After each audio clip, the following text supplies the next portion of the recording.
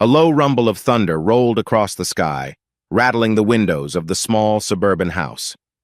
Damien sat at the kitchen table, the overhead light flickering as if it couldn't quite decide whether to stay on or plunge the room into total darkness. The aroma of his coffee had long since faded. Now it was just a cold, bitter brew in a chipped mug. Rain pounded against the windows, a relentless drumbeat in the dead of night. He tapped his fingers against the table, staring at the clock. 11:58 p.m. Lillian was late again.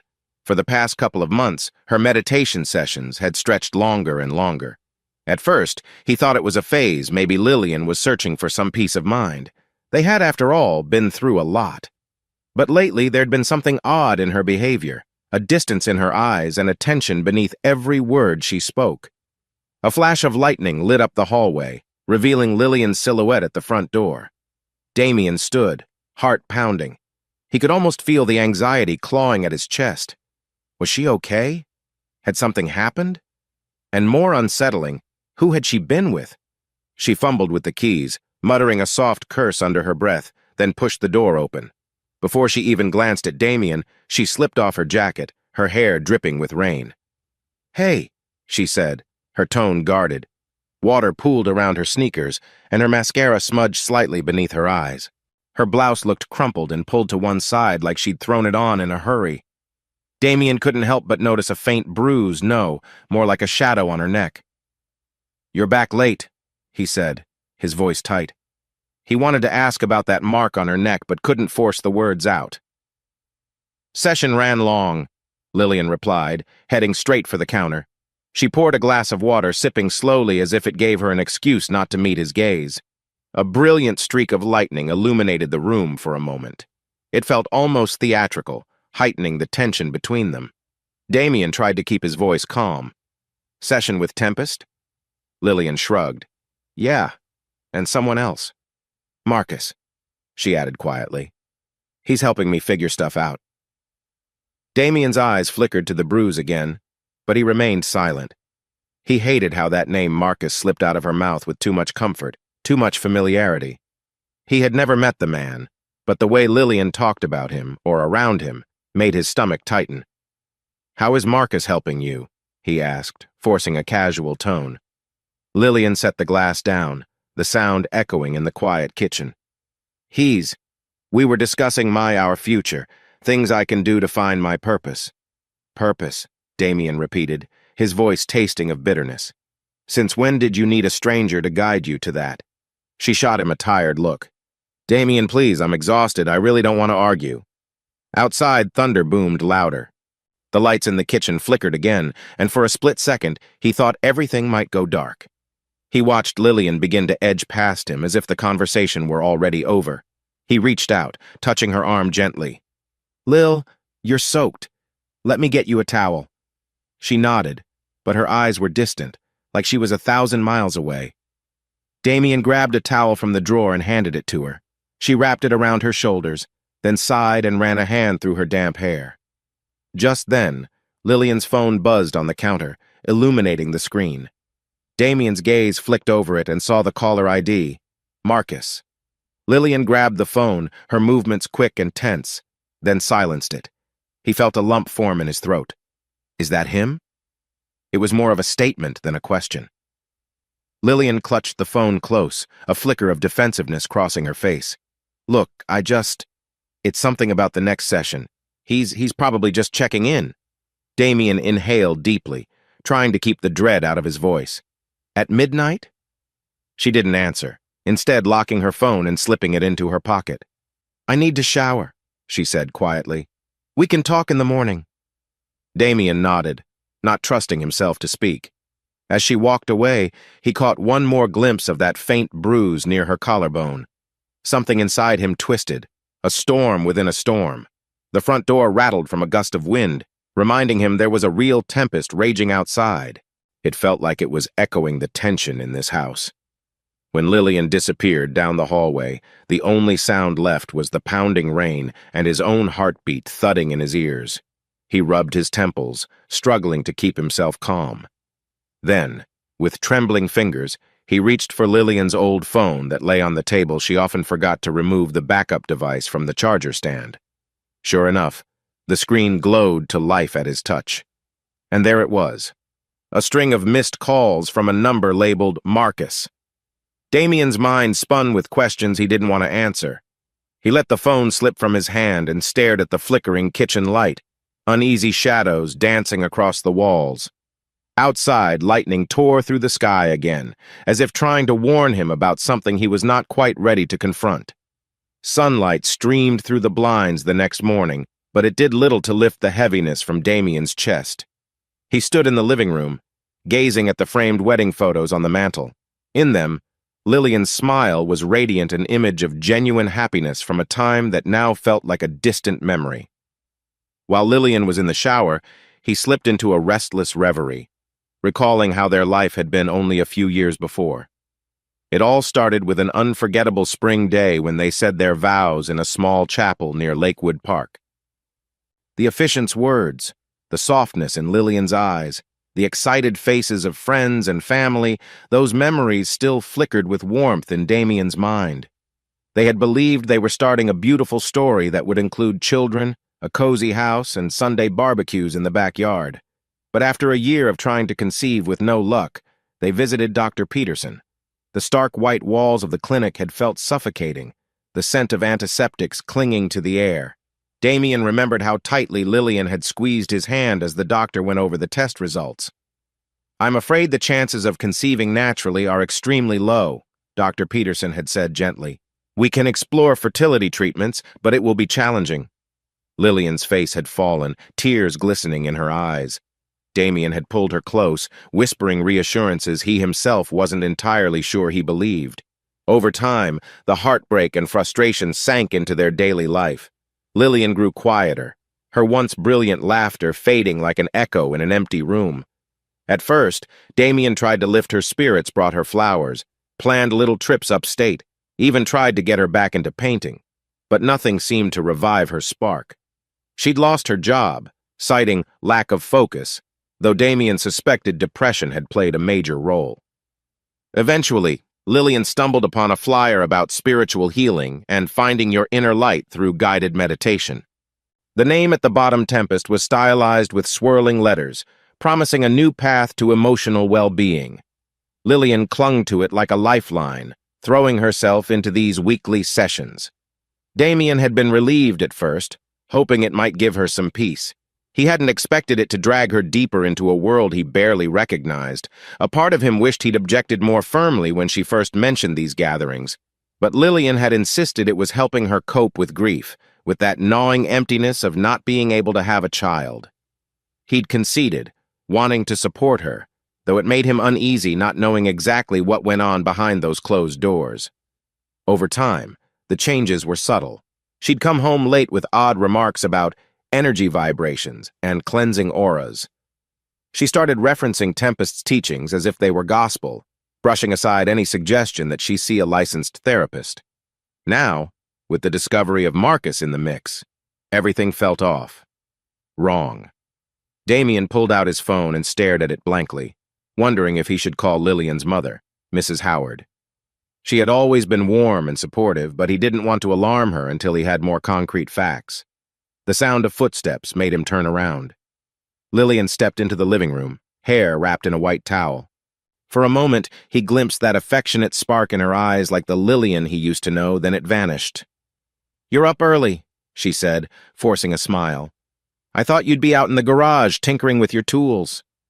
He wanted to hug her, to ask about last night's bruise, about Marcus, about everything but the words caught in his throat. Instead, he returned a half-hearted smile. "I couldn't sleep."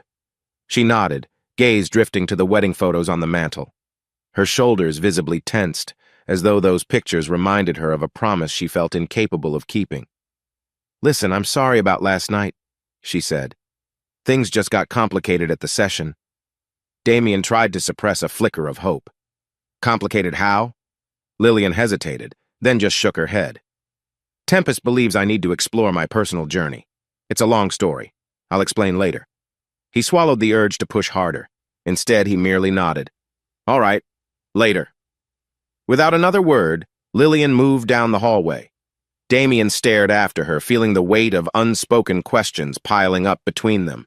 In the morning light, the house looked deceptively calm, sunbeams catching floating dust motes, furniture arranged just so. Yet beneath that domestic veneer, 1,000 secrets lurked, silently chipping away at the marriage they once believed unbreakable. The day passed in a strained quiet. Damien, who worked from home managing technical orders for an electrical supply company, found it impossible to focus. Normally, he'd be on the phone with clients, advising them on circuit components or fuse replacements. But now, he kept glancing at Lillian's empty desk in the corner of the living room.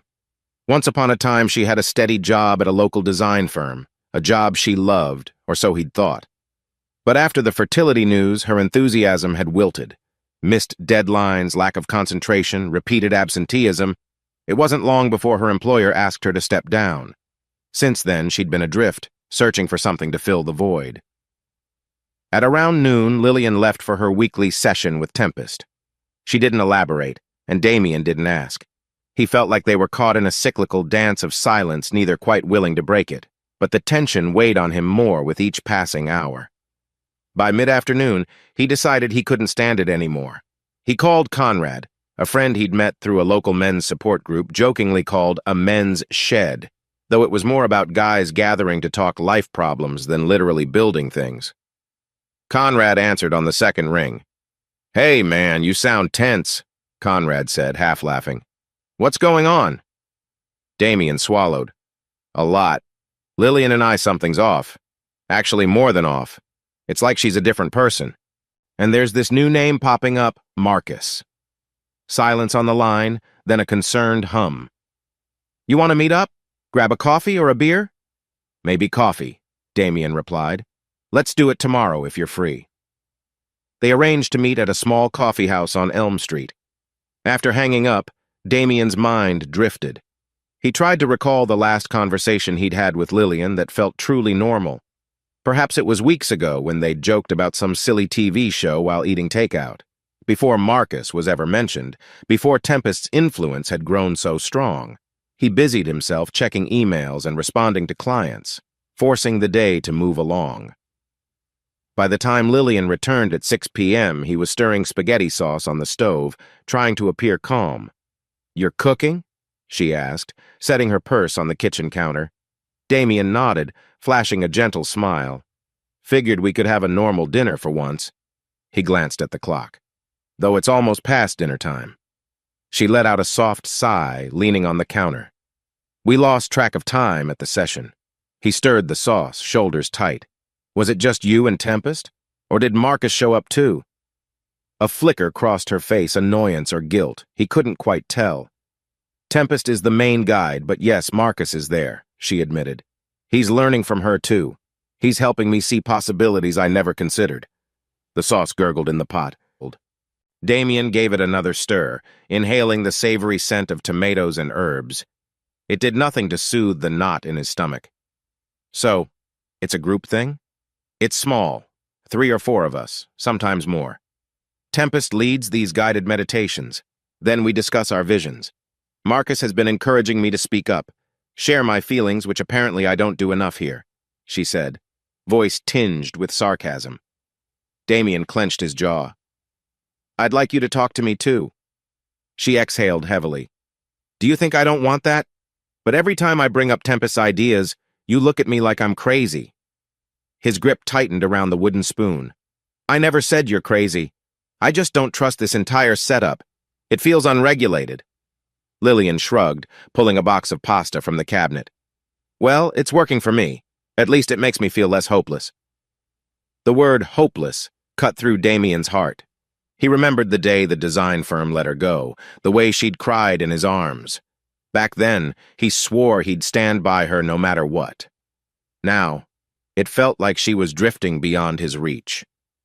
She dropped the pasta into boiling water, stirring it quietly. For a moment, they worked side by side, the soft hiss of sauce and the bubbling pot the only sounds between them. Eventually, Lillian spoke, her voice subdued. "Look, I'm not trying to shut you out, but I need space to figure things out." Tempest says each of us has to discover our own path in life. Damien nodded, 100 conflicting emotions swirling beneath his neutral expression. Yeah, he said, feeling the distance between them like a physical barrier. I get it. But in his heart, he wondered if that path she spoke of no longer had room for him. And a gnawing suspicion tugged at his mind. What if Marcus was part of that path in ways she wouldn't admit? 2 days passed in slow motion. Damien, still rattled by the changes in Lillian, went about his usual errands, buying groceries, replacing a blown fuse in the basement, and making calls for work. He tried to keep the house in order, especially since Lillian seemed increasingly disconnected from everyday chores. On a rainy Thursday afternoon, Damien decided to reorganize some paperwork. Bills, bank statements, phone bills. He scanned through them, half distracted, until a certain detail grabbed his attention like a live wire. There were multiple late-night calls showing up on Lillian's phone record, all from the same number, repeated over and over. He recognized it as the same Marcus number that had appeared on her screen a few nights ago. His heart pounded as he traced the timeline. It started with a few missed calls late last month around 10 or 11 p.m. Then the frequency spiked in the past 2 weeks, sometimes after midnight.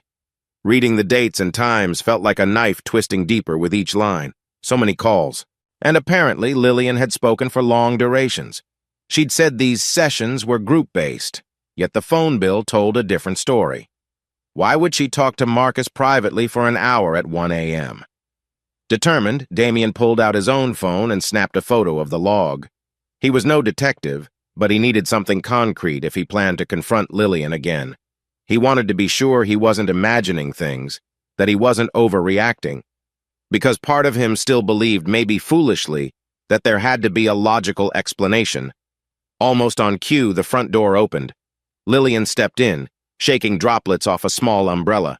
Her eyes flicked to the paperwork spread across the dining table, and she froze. "What are you doing?" she asked, sounding defensive. He tried to keep his tone even. "Just paying bills. Figured I'd handle it since we're behind on a couple of them." She slowly closed the door, setting the umbrella aside.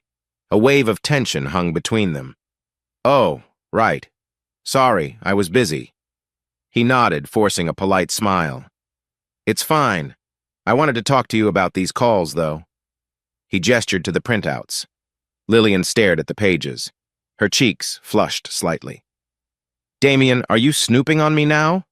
He held up a hand. "No. These are just the monthly phone bills. They're in our joint account, remember? I have a right to see them." Her lips parted as if to argue, but then she looked away. "I can explain." "Please do," Damien said, soft yet firm. Lillian swallowed, stepping closer. "Marcus, he's been supporting me. Sometimes, after the sessions, I feel so confused. He listens." Damien's chest tightened. "And Tempest? Isn't that her job?" She let out a shaky breath. "Tempest guides us in group. Marcus he's a friend, someone I can open up to without feeling judged. You don't know how it feels, Damien, to be trapped in your own mind, in a house that reminds you every day of what you can't have." Her words stung, but he tried to remain calm. "So you talk for hours in the middle of the night?" "It's not what you think," she insisted, tears edging her eyes. "He's not Damien. I'm not cheating on you." The last words hung in the air with a trembling uncertainty. He wanted to believe her. God, he wanted to. But the memory of that bruise on her neck, her late nights, the hush-hush whispers on the phone, they were all piling up into a suspicious mountain he couldn't ignore. "Okay," he said slowly. "So maybe not physically, but you have to see how this looks." Lillian took a step back, crossing her arms protectively. "I'm sorry. I know I should have told you. But every time I mention Marcus, you act like I'm doing something horrible. I needed someone who understood me, someone who wouldn't keep pushing me to see a psychiatrist or force me to talk about fertility treatments. Marcus just listens." Silence stretched. Damien heard the rain pick up outside, drumming against the windows. He wondered if the storm was destined to follow them forever now. Finally, he picked up one of the phone bills, turning it in his hands. "If you say you're not cheating, I'll trust you. But let's set some boundaries, all right? No more hiding these calls. No more sneaking around." Lillian nodded, though she looked unconvinced. "Fine." He carefully put the documents back into a folder, then paused. Where are you going tomorrow? Another session? Her gaze faltered. Yes, but it's more of a private consultation with Tempest. She says it's time for me to break out of negative energy. She invited me to a special retreat next week with a few other members. Damien tried to hide the knot in his stomach. A retreat? Overnight? Maybe. I'll let you know the details, she said, already stepping away, as if to end the conversation. I'm gonna lie down. My head hurts. He watched her go, the folder heavy in his hands.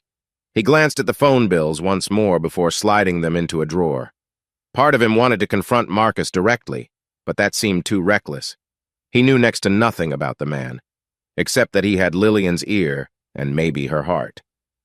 As the rain hammered the roof, Damien felt an unsettling certainty. Something was about to snap, and when it did, the calm facade they still clung to would shatter. The question was, how much damage would be left in the aftermath? Damien could taste the nervous energy in the back of his throat as he pulled up to the curb. Rain dotted the windshield, streaking his view of the old craftsman house where Lillian was supposedly attending her meditation session. A faded wooden sign reading Inner Light Center hung above the porch, its letters chipped and weather-worn. A cluster of wind chimes clinked in the damp breeze, adding an eerie soundtrack to the dimly lit street. He checked his phone. 9:47 p.m. Lillian had texted earlier just a brief, "Session ran late. Can you pick me up?"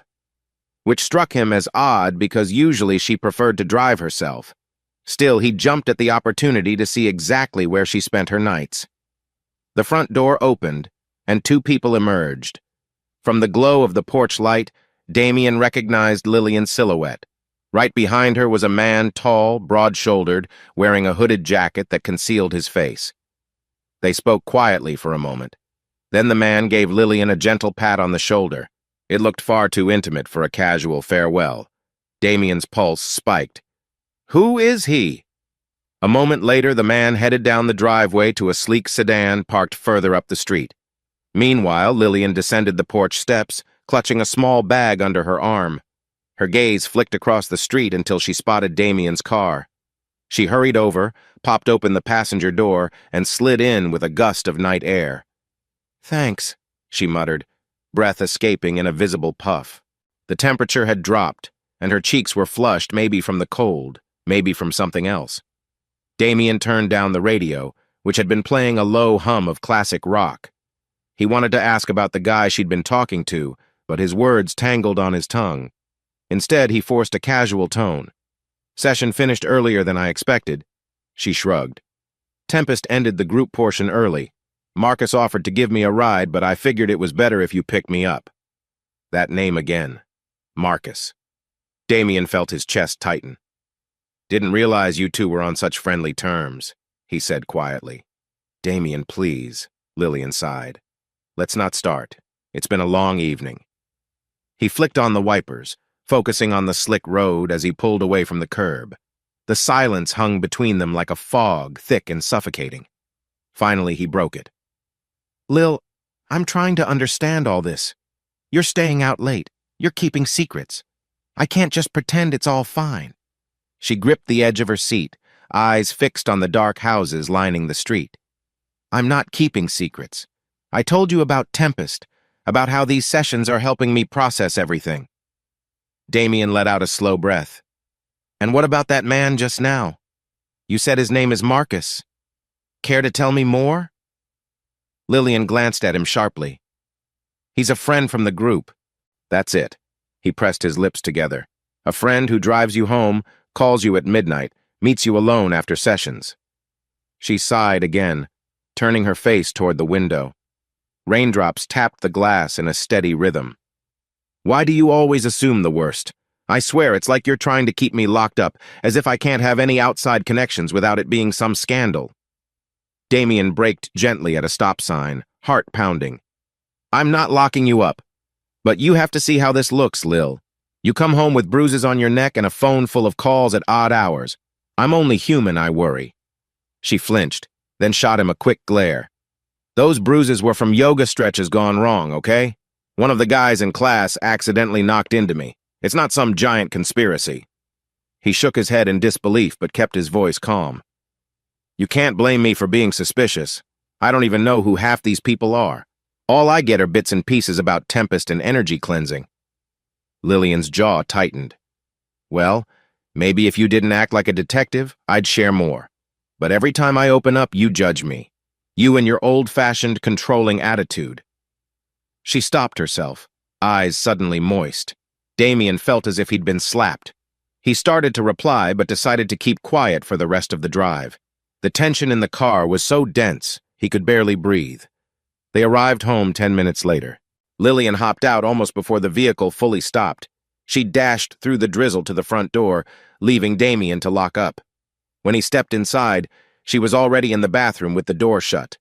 He lingered by the hallway, fists clenching and unclenching, that name echoing in his mind. Marcus. As he headed to the kitchen, he caught sight of a pair of new slippers near the dining table. Lillian must have bought them recently. Another small reminder that she was living her own life, making her own choices without him, and for the first time it dawned on him that maybe he really didn't know her anymore. He rubbed a hand across his face, exhaustion weighing him down. Am I losing her? He muttered under his breath. But deep down he suspected the answer wasn't so simple because it wasn't just Lillian's presence he was competing with. It was something or someone else entirely. The next morning, Damien woke to find Lillian already gone. A sticky note pinned to the fridge read, "Went for coffee with Tempest. Back later." No mention of Marcus, though. That didn't ease his anxiety. With a groan, he made himself a quick breakfast, black coffee and a stale bagel, which he barely tasted.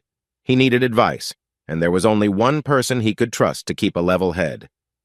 Damien grabbed his car keys and drove across town to Conrad's place, a low-slung ranch home with a neat lawn and a battered old pickup in the driveway. Conrad was a buddy from the men's shed group. He'd been through a rough divorce himself and often had a pragmatic take on relationships. Conrad opened the door with a grin. "Hey, man, what's with the early visit? You look like you've seen a ghost." Damien sighed. "Might as well have. Mind if I come in?" "Sure," Conrad said, stepping aside to let him through. The house smelled of fresh coffee and bacon, a comforting contrast to Damien's unsettled nerves. They settled at the kitchen table where Conrad offered him a mug. "So talk. What's going on with you and Lillian?" Damien paused, collecting his thoughts. "I don't even know where to start. She's been going to these weird meditation sessions led by someone named Tempest. She's talking on the phone with this guy, Marcus, at crazy hours. And I'm stuck here feeling like an idiot, wondering if I'm just paranoid or if there's something bigger going on." Conrad took a sip of his coffee, eyebrows knitting. "Have you tried asking her straight up? Telling her you're concerned?" Damien let out a hollow laugh. "I've tried, but every time I bring it up, she flips the script, says I'm controlling, that I'm not open-minded. I want to respect her search for fulfillment, but something doesn't feel right, Con." Conrad nodded slowly. "Trust your gut, but don't jump to conclusions. Sometimes people do get weird after a big life shock. She couldn't have kids, right? That alone can seriously mess with someone's identity." Damien winced at the mention of kids, a pang of hurt flickering through him.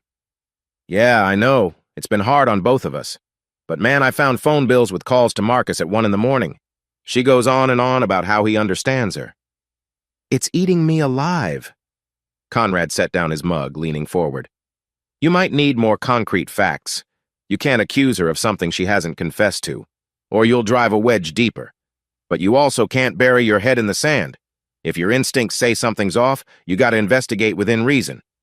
Damien nodded, remembering the times he'd stayed up late, scanning through phone logs. "So you're suggesting I keep an eye on her schedule? Track her movements or something?" "Maybe not like a stalker," Conrad said with a half-smile. "But it wouldn't hurt to document what's really going on. The time she leaves, who she's with, where she goes. Also, pay attention to your own well-being. You have that electrical supply business to run, right? Don't let this overshadow your entire life." Damien exhaled, tension easing slightly. "Yeah, you're right. Work's been piling up. I can't afford to slack off. But if I don't get to the bottom of this soon, I'll lose my mind." Conrad clapped him on the shoulder.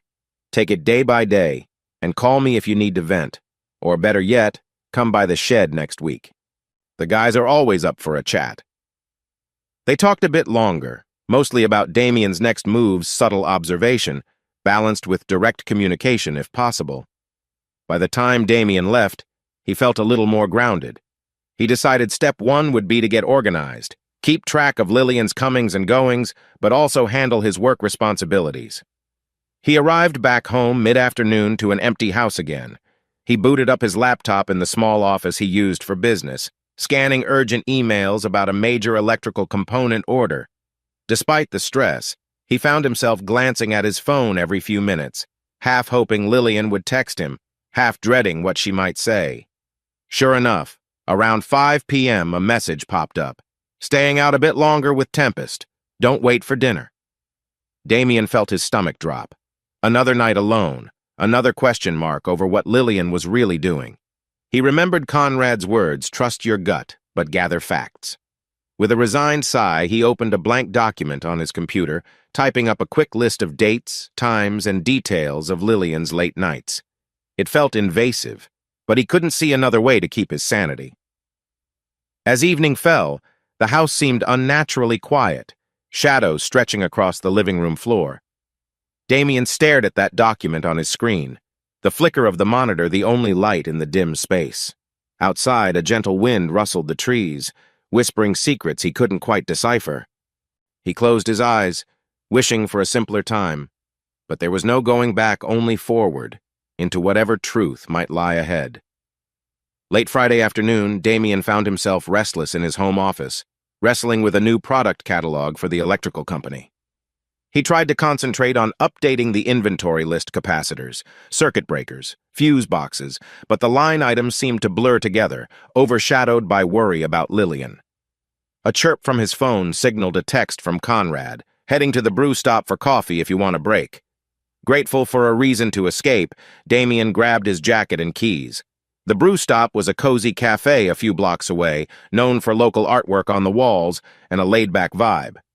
He arrived to find Conrad seated at a table near the window, sipping a latte. "Hey, man," Conrad greeted, waving him over. "Figured you could use a change of scenery."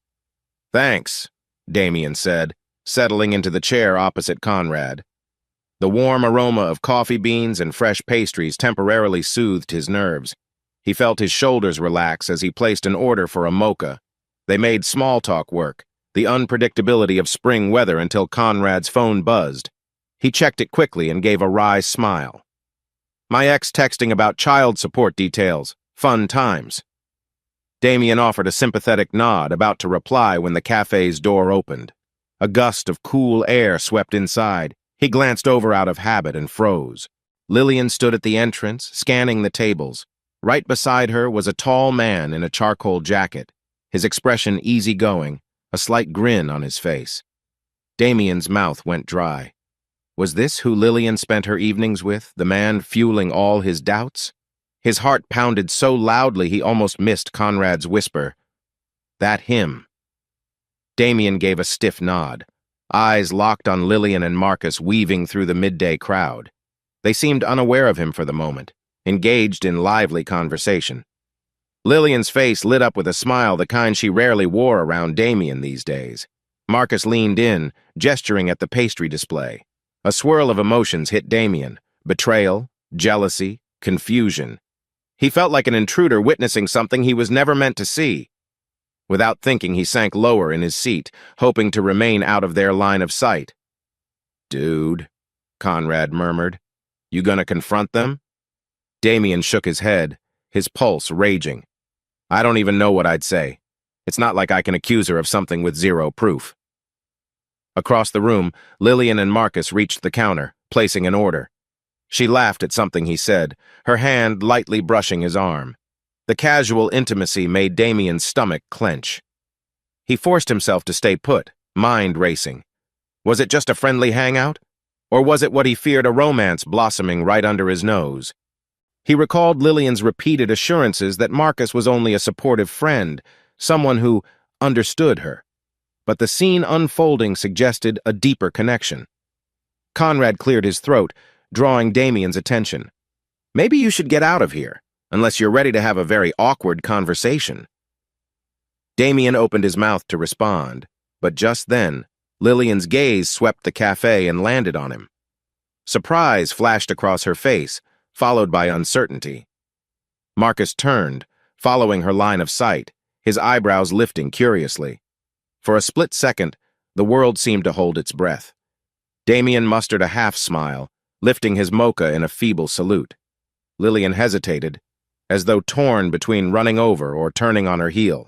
Then, with a tight-lipped nod, she guided Marcus away from the counter, heading for a table in the opposite corner. Tension gripped Damien's chest like a vice. They didn't approach him, which in a way felt even worse than if they'd marched right up to talk. It confirmed that something covert was happening, like they had secrets to keep. Conrad tapped his fingertips on the tabletop, eyes darting from Damien to Lillian. "So, you staying or going?" Damien clenched his jaw. "Let's give it 5 minutes. If she doesn't come over to say hi, I'll take the hint." They waited, but Lillian and Marcus remained where they were. Soft laughter drifted across the cafe, only fueling Damien's turmoil. Finally, he couldn't handle it anymore. Draining the last of his mocha, he stood abruptly. "I'm out." Conrad rose as well, tossing a few bucks on the table. "Hey, don't let this eat you alive. Maybe she's just—" "Con!" Damien cut in, his voice tight. "I appreciate the support, but seeing them together? I can't do this right now." With that, he headed for the door, not daring to glance in Lillian's direction. The brisk afternoon air smacked his face as he stepped outside, the tension rolling off him in shaky waves. He fumbled for his car keys, more confused than ever. The memory of Lillian smiling at Marcus stung like salt in an open wound, echoing in his mind with every step he took. Damien paced the living room, hands balled into fists at his sides. The evening's silence was suffocating, broken only by the gentle hum of the air conditioner. He'd been home for an hour, stewing over the cafe incident, and Lillian still hadn't returned. He glanced at his phone. No missed calls, no texts. Finally, headlights flickered through the window blinds. Damien's heart drummed as he heard Lillian's footsteps on the porch. The front door unlocked, and she stepped inside, looking startled to find him right there, waiting. "You're up," she murmured, hanging her coat on the rack. "Clearly," Damien replied tersely. "I saw you at the brew stop." Lillian's shoulders stiffened. "Yeah, I noticed. Conrad was with you, right?" He forced a short nod. "Funny how you didn't bother coming over to say hi." She let out a slow breath. "I figured you'd be angry. I didn't want to start a scene in public." Damien scoffed, a bitter laugh escaping him. "Oh, so it's okay to flaunt your friendship with Marcus, but not okay to actually face your husband while you're doing it?" She turned sharply, eyes flashing. "It's not like that. We were just grabbing coffee after we finished errands, and he's not something I flaunt." "Why do you have to twist everything?" His anger flared hotly. "Because I'm tired of living in the dark. You spend late nights at these sessions, you take secret calls, you have coffee dates with some guy who apparently knows more about your life than I do, and then you act like I'm the one overreacting." Lillian stepped closer, her frustration radiating in the space between them. "Damien, do you even listen to me when I speak? I've told you. Marcus is part of our group. He's supportive and non-judgmental. He doesn't keep harping on me to see a real therapist. He doesn't get pissed off every time I mention Tempest. That's because he's a stranger who doesn't have to watch you slip away," Damien snapped. "You're my wife, Lillian, and I feel like I'm losing you to these people like they've cast some spell over you." She exhaled loudly, her voice quivering. "Don't be dramatic. I'm just trying to find a sense of purpose. After the fertility stuff and losing my job, you have no idea how empty I've felt." Damien's chest tightened. The mention of kids triggered a pang of sorrow, but his anger overshadowed it. "I do know emptiness, Lil. I've been here every step of the way, trying to hold this marriage together. But you're shutting me out. Maybe I'd understand more if you'd let me in."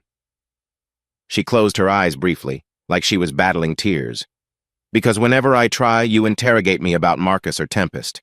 You look at me like I'm broken or insane." "I never said you're insane," he countered. "I said I don't trust Tempest, and I have good reasons for that. She's not a licensed professional. She's taking advantage of your vulnerability." Lillian's lips tightened. "You don't know her. Tempest cares about my well-being. She's helped me see that I'm not just some failure because I can't bear children. Damien tried to steady his voice. And I never considered you a failure. You decided that on your own. All I want is for us to face this together.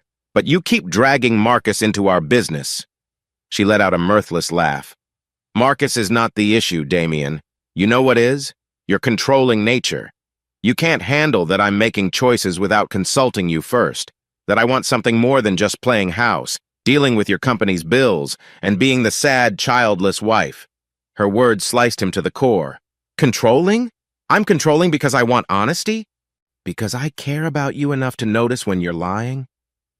Stop it, she hissed, tears brimming in her eyes. Stop acting like I'm cheating on you. I'm not.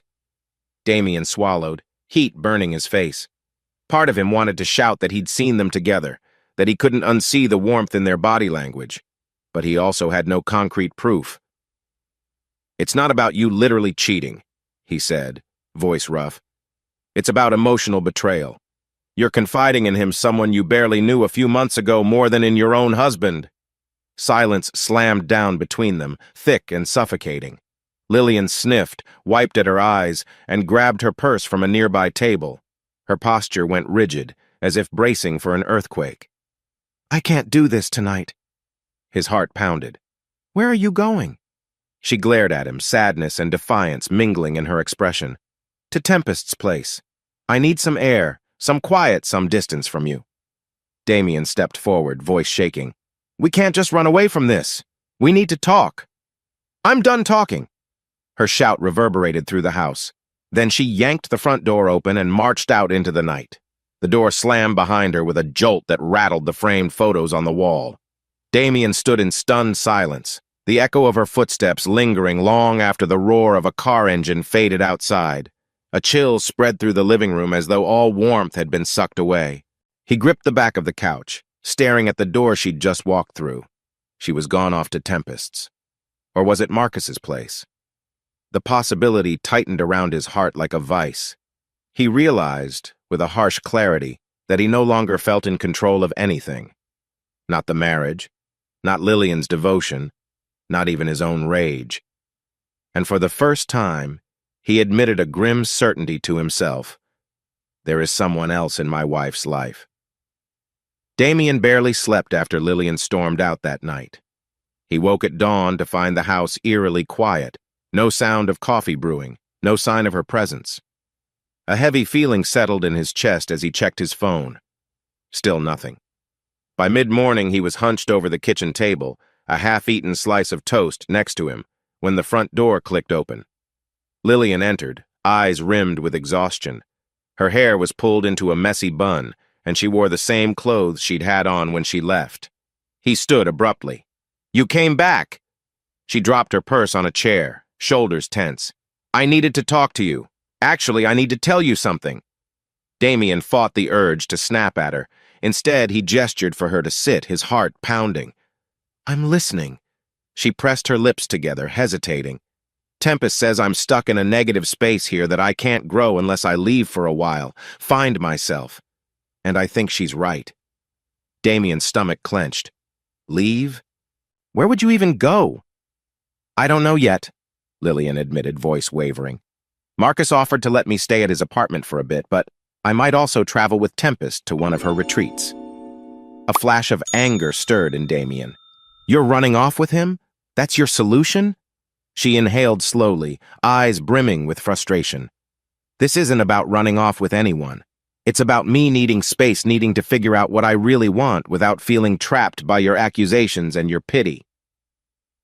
He felt his blood pressure spike, but he tried to remain calm. You realize how bad this looks, right? You leave your own home to go live with the guy you've been God knows what with? She winced but didn't back down. Believe what you want. I'm leaving today. I need to pack a few things. Damien's mind spun. Part of him wanted to beg her to stay, to say they could fix whatever was broken. Another part was too angry to think straight.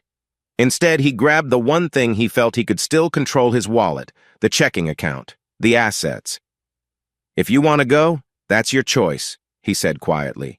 But you're not taking my money with you. Lillian's eyes flashed. What do you mean? He pulled out her bank card from his pocket. "I've deactivated your card. The joint savings are frozen until we figure things out. I'm not financing your little escapade." A tension-laden silence stretched out. Eventually, she shook her head. "Wow, so this is how it is? You think you own me?" "I don't own you," he replied, voice trembling with bitterness. "But I'm done watching you throw our life away on my dime, no less." She took a shaky breath, then turned on her heel toward the bedroom. Damien stood frozen, shock and anger warring within him. After a few minutes, she emerged with a small suitcase. It was almost surreal, like a scene from a movie where the main character stood on opposite sides of an unbridgeable gap. Without a word, she hauled the suitcase to the front door and reached for the handle. Before she could twist it, Damien's phone buzzed on the counter, the screen lighting up. He glanced at it, Marcus calling. Lillian's gaze flicked from the phone to Damien's face, and she let out a scornful laugh. "He's probably checking if I need a ride." Damien bristled. "You're really going through with this?" She nodded, tears threatening to spill. "Don't make this harder than it is. I can't breathe in this house anymore." For a moment, Damien wanted to shout, to throw the phone or beg her to stay. Instead, he clenched his fists and remained silent. Lillian opened the door and stepped into the clear midday sunshine. The finality of the moment hit him like a punch to the gut. She didn't look back. The door closed with a soft thud, leaving Damien alone in a living room full of painful reminders, a wedding photo on the side table, the indentation of her body on the couch. Numbly, he walked to the window, peering through the blinds to see a black sedan idling at the curb. Sure enough, Marcus leaned out the driver's seat, greeting Lillian with a concerned nod. A wave of humiliation and grief crashed over him. She was really leaving him for a man he hardly knew. He raked a hand through his hair, chest tightening. The car pulled away, disappearing down the quiet suburban street. After a long moment, he tossed the phone onto the couch, ignoring Marcus's missed call. The house felt unbearably empty, the echoes of their fight still vibrating in the air. He dragged himself into the kitchen, staring at the stale remains of his breakfast. The reality of Lillian's departure settled in like a lead weight. It was as though a piece of his life had been ripped away, and yet anger burned beneath the sorrow. He muttered to the silent room, "You want space? Fine."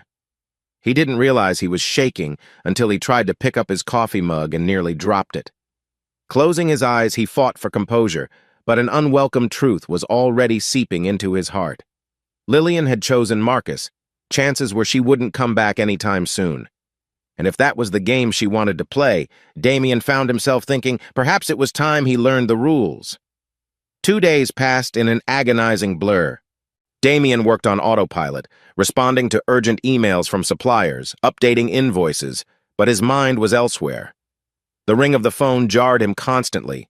He couldn't tell if he hoped it was Lillian or dreaded it might be Marcus. By the afternoon of the second day, he could no longer pretend everything was normal. So he grabbed his keys and drove to Conrad's place. The old pickup was in the driveway, as usual. Conrad opened the door with concern etched on his face. "You look like hell," Conrad said, stepping aside to let Damien in. "I heard Lillian moved out. You okay?" Damien forced a hollow laugh. "Not really, but thanks." They settled on a battered old couch in Conrad's den. A muted baseball game flickered on the TV, giving the room an odd sense of normalcy. Damien leaned forward, elbows on his knees, and poured out the whole story. Lillian's ultimatum, her leaving with Marcus, his own rush of anger and heartbreak. When he finished, Conrad rubbed his chin thoughtfully. "So, she just left. Damn. Look, I'm no relationship guru, but it sounds like she's in a real mess. You can't force her to come home if she doesn't want to. The question is, what do you do now?" Damien's gaze dropped to the threadbare carpet. "I don't know, man. Part of me wants to beg her to come back. Part of me wants to see her suffer for what she's done." Conrad nodded slowly. "I get that. When my ex left me for that traveling musician, I was torn between heartbreak and wanting to slash his tires. But you gotta be smart. Don't do anything that'll land you in jail." Damien clenched his jaw. "I'm not planning to assault the guy." He paused, swallowing hard. "But I do want him to understand he can't just wreck my marriage and walk away scot-free." And Tempest, too, she's got Lillian under some kind of spell. It's all twisted. Conrad eyed him carefully. Revenge is a slippery slope, but maybe there's a middle ground, something to make them reconsider messing with you without crossing the line. Damien's mind whirred. He thought of his connections, old buddies who dabbled in less-than-legal tasks. They were acquaintances from his younger days, back when he was a scrappy electrician hustling for side jobs. I might know people who can scare Marcus a little. Conrad arched an eyebrow. Tread carefully. I don't want to see you on the evening news. Damien forced a grim smile. I'll be careful. But you're right. I can't just sit here and let them walk all over me. They talked strategy for a while, Conrad cautioning him to keep it subtle, maybe a few anonymous pranks, messing with Marcus's car, calling him from a burner phone. Nothing that could be traced directly back to Damien. It sounded ugly, but in the whirlwind of betrayal and rage, it felt oddly comforting to have a plan. Before leaving, Damien ran a weary hand through his hair. Thanks, man. I just can't handle feeling powerless, you know? Conrad gave him a firm pat on the shoulder. I get it. Just keep your wits about you. And let me know if you need backup. Back in his car, Damien stared through the windshield at the waning afternoon light. His pulse pounded with a strange mix of guilt and anticipation. What he was contemplating felt morally wrong, but the pain of Lillian's departure gnawed at him. The image of her climbing into Marcus's sedan replayed like a broken record. That evening, he rummaged through an old address book until he found a name, Grayson McCall. They'd crossed paths ages ago when McCall needed discreet electrical work done at an underground after-hours club. McCall was shady, but he was loyal to those who'd helped him out. Damien dialed the number, heart thudding. Yeah? A gruff voice answered. It's Damien Harlow. Remember me? Silence, then a half-laugh. Damn, that's a name I haven't heard in a while. You looking for side work? Or is this a social call?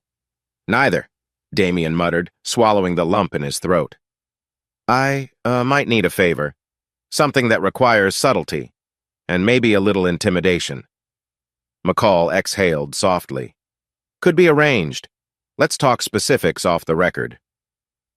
They agreed to meet the next day at a vacant lot near the industrial park. Damien hung up, his hands trembling. He felt like he'd stepped onto a dark path, one fueled by hurt and anger. Yet in the storm of betrayal, revenge seemed like the only shred of control he could cling to. Slumping onto the living room couch, he stared at Lillian's framed photo on the mantel. A knot tightened in his chest as he whispered to the empty room, You wanted your freedom, Lil. Well, you've got it. Let's see how free you feel when I push back. Night had fallen by the time Marcus left the grocery store, juggling a few bags of produce and a carton of milk. He'd never shopped at this late hour before, but his schedule had been in chaos since Lillian moved in. She occupied his apartment's tiny living room, sleeping on a futon, waking from uneasy dreams about Damien or her regrets. He wasn't entirely sure which. Despite the tension, Marcus tried his best to provide comfort. A chill wind whipped through the parking lot, swirling discarded receipts and plastic bags around his feet. He hurried to his car, a compact sedan with decent mileage. Yawning, he unlocked the door and popped the trunk. That's when he noticed the back tire sagging lower than it should. Great, he muttered, leaning in to inspect. A shard of glass or metal was wedged in the rubber. He'd have to call roadside assistance or limp to the nearest gas station. As he straightened up, the phone in his pocket buzzed. He fished it out, an unknown number. Against his better judgment, he answered. Hello? No reply at first, just a faint static. Then a low voice rumbled, Stop messing with what isn't yours. Marcus's breath caught. Who is this? A harsh click ended the call. Stunned, he stared at the screen. The battery icon flashed in the corner, but that wasn't what made his pulse pound. He sensed intimidation. Threat. A gust of wind battered him, and he fumbled to gather his groceries before someone else could call. Quickly shoving items in the trunk, he slid behind the wheel, phone clutched in his hand. Was this a prank? Some bored teenager? But the words echoed in his head. Stop messing with what isn't yours. He thought of Damien. Was the guy that unhinged? Lillian had said Damien was controlling, but she never mentioned actual threats. Still, the timeline fit. Lillian left, and now Marcus got a creepy call. He tried to shake it off, telling himself maybe it was just kids messing around. But as he drove back to his apartment, each turn of the wheel felt heavier, the night seeming darker than usual. Damien, meanwhile, sat in his car on a side street a few blocks away, phone resting on the passenger seat. He'd just dialed from an unregistered SIM card, the adrenaline still surging in his veins. He hadn't said much, but from the quick shuffle in Marcus's voice, it was clear the message had landed. He stared at the city lights glowing across the horizon, an uneasy thrill creeping through him. This was only the beginning, a small taste to rattle Marcus's confidence. Damien hated resorting to such tactics, yet he couldn't erase the image of Lillian's betrayal. He pulled away from the curb, fighting a hollow ache in his chest. "You made me do this," he silently accused, though he wasn't sure if he meant Marcus, Lillian, or himself. The next morning, Lillian woke up on that cramped futon in Marcus's living room to find him pacing. She blinked groggily. "Marcus? Everything okay?" He paused, hair disheveled, a worry line creasing his forehead. "Not really. Got a flat tire last night, then this weird phone call. Sounded like a threat." She rubbed her eyes. "A threat? From who?" He shrugged helplessly. "No idea. I half suspect your husband. I mean, it's too coincidental, right?" A flicker of unease crossed her features. "Damien wouldn't do that. He's upset, sure. But anonymous threats? That's not him." Marcus exhaled. "Look, maybe it's just my imagination. But I'd be lying if I said I'm not worried. People do crazy things when they feel betrayed." She rose, pulling a blanket around her shoulders. "I'll try talking to him. Maybe I can calm him down." Marcus set his hands on his hips, concern etched on his face. "Yeah, maybe. We can't let this spiral." Her stomach knotted with guilt. She knew Damien's temper could flare, but violence? It didn't seem like him, though, lately. She'd seen sides of him she never recognized before. Tempest had insisted that the universe supported her new path with Marcus, but part of Lillian couldn't shake the sense they were on dangerous ground. That afternoon, Lillian slipped outside, phone in hand. She paced the alleyway behind Marcus's building, heart pounding as she dialed Damien's number. It rang until voicemail picked up. She tried again, same result. She exhaled shakily, leaving a brief message. "Damien, it's me. We need to talk. Please call back." Damien, however, ignored the buzzing phone. He was too busy, locked in a conversation with Grayson McCall at a deserted storage lot. Over the hood of McCall's old SUV, they talked in low voices, the wind carrying snippets of their plan. Nothing too direct, just enough intimidation to make Marcus question his choices. "Let's start small," Damien said, jaw set. "Make him sweat. I want him to realize messing around has consequences." McCall nodded, lighting a cigarette. "Sure, man. But if he calls the cops, he won't," Damien cut in, though he felt a stab of fear. "He's probably too ashamed to admit he's sleeping with another man's wife." McCall offered a grim chuckle. "Fair enough. I'll keep it subtle." Damien shook McCall's hand, adrenaline zinging in his bloodstream. As he headed back to his car, he glimpsed a text from Lillian. "Please talk to me." He powered off his phone. If she thought he'd roll over and let Marcus take his place, she was sorely mistaken. Not anymore. Marcus left his office late after a hectic day, stepping into the cool night air with a heavy sigh.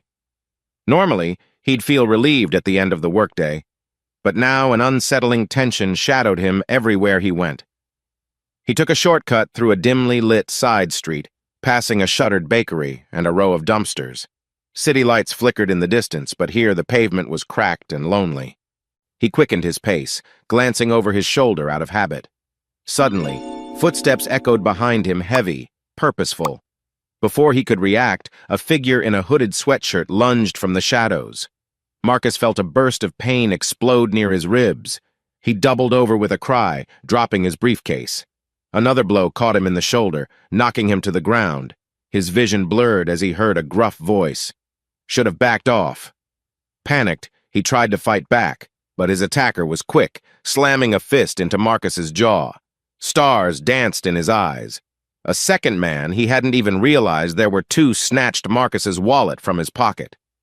"Watch your step," the first attacker growled, then delivered a final kick to Marcus's side. The men fled into the darkness, leaving him gasping on the cold asphalt. For a moment, Marcus lay there, adrenaline surging in a painful wave. His ribs felt like fire, and he tasted blood in his mouth. Summoning what little strength he had left, he fumbled for his phone, which had skittered a few feet away. The screen was cracked, but it still lit up. He managed to dial 911 with trembling fingers.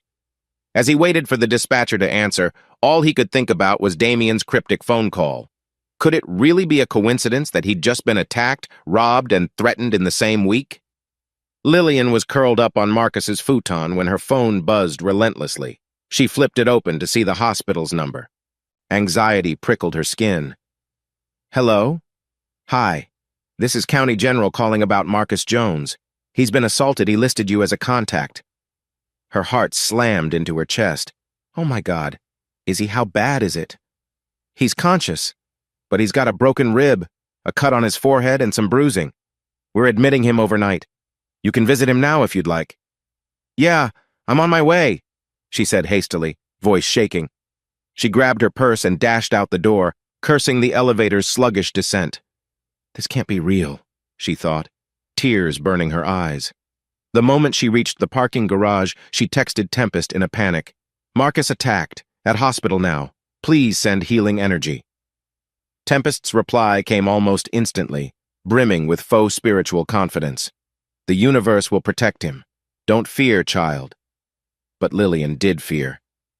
A gnawing dread told her that somewhere in the shadows, Damien was pulling the strings even if she didn't want to admit it. When Lillian arrived at Marcus's hospital room, she found him propped up on pillows, an angry bruise darkening his cheekbone. A bandage was taped over a gash on his brow. He managed a weak smile when he saw her. You look worse than I feel, he teased, but his voice was strained. She rushed to his bedside, gently brushing his hair aside. Marcus, I'm so sorry. This is insane. Did the doctors say... He nodded carefully. They ran x-rays. One cracked rib, some bruises, mild concussion. I'll survive. Anger flared in Lillian's chest, mixing with guilt. Did they say anything about who did this? He winced. Probably a mugging as far as the cops are concerned, but you and I both know better. She chewed her lip, tears threatening again. I'll talk to Damien. This has to stop. Marcus reached for her hand, wincing at the movement. Be careful. If he's behind this, I don't want you caught in the crossfire. Her stomach twisted. She recalled Tempest's confident words that their relationship was blessed by the universe. Yet this hardly felt blessed, it felt more like a war zone. Damien, on the other side of town, stared at the text on his burner phone. A single line from McCall reading, Job done. He'll think twice. His mouth felt dry. He shut his eyes, imagining the scene. He hadn't intended real harm, just a scare. But from the tone of McCall's message, it sounded like things got rough. A swirl of emotions hammered his chest, satisfaction, horror, guilt, vindication. He poured himself a glass of water in the kitchen, hands trembling. He deserved it, he whispered, trying to convince himself. He's the one who messed with my marriage. Still, a flicker of regret wouldn't leave him. He never wanted to become the kind of man who orchestrates beatings. Was this truly the only way to keep Marcus at bay? His phone rang, his actual phone, the personal one. He glanced at the screen. Lillian. He let it go to voicemail. A minute later, it rang again. Finally, he answered, heart-thudding. Damien! Lillian's voice was high-pitched, frantic. Marcus is in the hospital! He was attacked! Don't you dare tell me you had nothing to do with this! He remained silent for a moment, wrestling with his conscience. Then he forced a measured tone. Maybe he's just unlucky. Or maybe he's made enemies. It's not my problem anymore. She drew in a sharp breath. How could you? God, I can't believe who you've become. Damien's anger flared. Who I've become? Look in the mirror, Lillian. You left me for him. Actions have consequences. A ragged sob broke through the line, then she hung up. Damien stared at his phone, a surge of cold emptiness washing over him. This was it, the point of no return. He sank onto the couch, hand pressed to his forehead. The house felt darker than ever, as if every shred of comfort had fled. Outside, a quiet wind stirred the trees, hinting at storms yet to come. A crisp, overcast afternoon found Lillian stepping out of a ride-share vehicle in front of the house she once called home. Her heart pounded so hard she thought it might burst. The memories she had here, both joyful and painful, felt like a heavy backpack dragging her down. She reminded herself why she'd come. Marcus was in no shape to keep covering rent, let alone her expenses. After his hospital stay, he'd become distant, almost resentful. She had nowhere else to turn. She hesitated on the sidewalk, studying the lawn that had once been so carefully tended. Now the grass looked freshly trimmed, as if someone had poured new energy into maintaining it. Damien's energy, perhaps. Exhaling softly, she walked up the front path. A sense of dread clung to her like a damp sweater. When she tried the doorknob, it refused to budge, locked. She pressed the doorbell, nerves jangling. After a beat, the door swung open, revealing Damien. He looked different, his posture straighter, face composed, eyes colder. "Lillian," he said evenly, no warmth in his tone. She forced a smile. "Damien, I need to come in." She started forward, but he stood unmoving in the doorway. "Why?" he asked, voice tight. "Last I recall, you left to find yourself, or something along those lines." Her cheeks heated with embarrassment. "Please, I don't have anywhere else to go. Marcus, he's not able to help me right now." She swallowed, the words stinging more than she cared to admit. Damien scrutinized her for a long moment, then stepped aside. "Fine, but don't expect a warm welcome." She slipped in, relief mixing with apprehension. The living room looked tidier than before, no random mail or laundry piles. Everything was meticulously placed, the air smelling faintly of lemon cleaner. It made her uneasy, as if she no longer belonged here. A soft clank came from the kitchen. She turned to see a young woman at the stove, stirring something that sent a spicy aroma drifting through the hall. The woman glanced over her shoulder, offering a polite, if tentative, smile. "Hey there, you must be Lillian." In the tense hush that followed, Lillian's gaze darted to Damien. "Who is this?" Damien folded his arms. "Her name's Faye. She's helping me with some business projects. Also, she's staying here for a while." Lillian's heart lurched, though she fought not to show it. "Staying here?" She tried to keep her tone neutral, but the words trembled a bit. Faye glanced at Damien, then quickly excused herself, heading upstairs with the pot still on simmer. Lillian's eyes trailed after her, unsettled by the woman's casual presence. As the footsteps disappeared, she turned back to Damien. "So you replaced me with a live-in housekeeper?" she asked, voice dripping with sarcasm. Damien's lip twitched in what might have been a smirk. "She's more than that. She's a friend and an asset to my electrical contracting pursuits. She's got a knack for coordinating jobs. And right now, I trust her more than anyone else in my life." Those words landed like a punch to Lillian's gut. Gone was the timid husband who once tiptoed around her moods. Now he exuded a confidence verging on hostility. A wave of regret crashed over her. Maybe she had pushed him too far, or maybe he'd just grown a spine in her absence. She cleared her throat, trying to maintain dignity. "I see. Well, I'm here because I don't have money for rent. Marcus can't afford it, and I can't stay with him. We're not in a good place." Damien stared at her a moment, as if weighing his response. "I told you before," he said quietly. "I'm not financing your life anymore." "But this is my house too," she argued. "Or it was." He pursed his lips. "Technically, it's my name on the deed. But fine, you can stay in the guest room temporarily. Don't expect me to roll out a welcome mat." She nodded stiffly, relief and humiliation warring inside her. "Thank you." Without waiting for a reply, she picked up her bag and moved down the hallway toward what had once been her sewing room. The door stuck a little as she opened it, revealing a bare mattress, the old dresser, and faint scuff marks on the walls. It felt deserted, like a hotel room lacking any personal touch. Behind her, Damien spoke again, his voice echoing in the corridor. "Just so we're clear, your coming back doesn't change anything. Understand?" She closed her eyes, fingers tightening around the doorknob. "I understand," she whispered, though her heart clenched painfully. A beat later, she heard his footsteps retreat. She released a shaky breath, stepping into the lonely space. Outside the window, a storm cloud loomed in the distance, dark, foreboding. She sensed it was a fitting metaphor for what lay ahead. For now, though, she had a roof over her head. Somehow, that didn't feel like much of a victory. The next morning arrived with a dull sky and a chill wind scraping across the neighborhood. Lillian woke on the guest bed, stiff from fitful sleep. She could hear the muted hum of conversation downstairs, Damien and that woman, Faye. A knot twisted in her stomach. For a moment she thought about staying in bed, avoiding them entirely. But she needed coffee, and more importantly, she wanted answers. So she trudged down to the kitchen, where Faye stood by the counter, wearing an oversized sweater and flipping through some paperwork. Damien was nowhere in sight. At the sound of Lillian's footsteps, Faye turned around. "Good morning," she offered, a gentle smile on her lips. "There's fresh coffee in the pot if you want some." Lillian pressed her lips into a thin line, nodding. She poured a cup, eyeing Faye cautiously. "So," she began, "how long have you been staying here?" Faye set down the papers, her tone polite. "A few weeks. It started out as me helping Damien with some job scheduling. Then he offered me a spare room so I could cut down on commute costs. It's been useful for both of us." Lillian sipped her coffee, the bitterness flooding her tongue.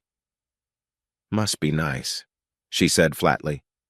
She let her gaze roam over the counters, noticing how spotlessly clean they were, like someone had taken real pride in maintaining order. Picking up on the tension, Faye's voice softened. "Look, I know this is awkward. Damien told me a bit about what happened between you two. I'm not here to cause trouble." "Are you his girlfriend?"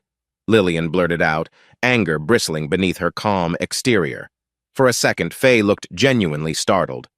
"No, it's not like that. We're collaborators, I guess. We work well together. He's been through a lot, and I'm just trying to support him where I can." The words stung more than they should. Lillian felt a flare of jealousy, or maybe regret. She remembered how, not too long ago, she'd been the one leaning on Marcus, seeking emotional support outside her marriage. Now it seemed Damien had found his own supportive figure. The irony was not lost on her. Just then, Damien strode in, setting his phone on the table. He glanced at Faye, then at Lillian, eyebrows lifting as if he sensed the undercurrent of hostility. "Morning," he said curtly. Lillian mustered her composure. "Hi," she replied, returning her mug to the sink. "I was just getting coffee. Didn't realize you had company in the kitchen." Faye cleared her throat, gathering the documents she'd been looking at. "I'll let you two talk," she murmured, slipping out into the hall.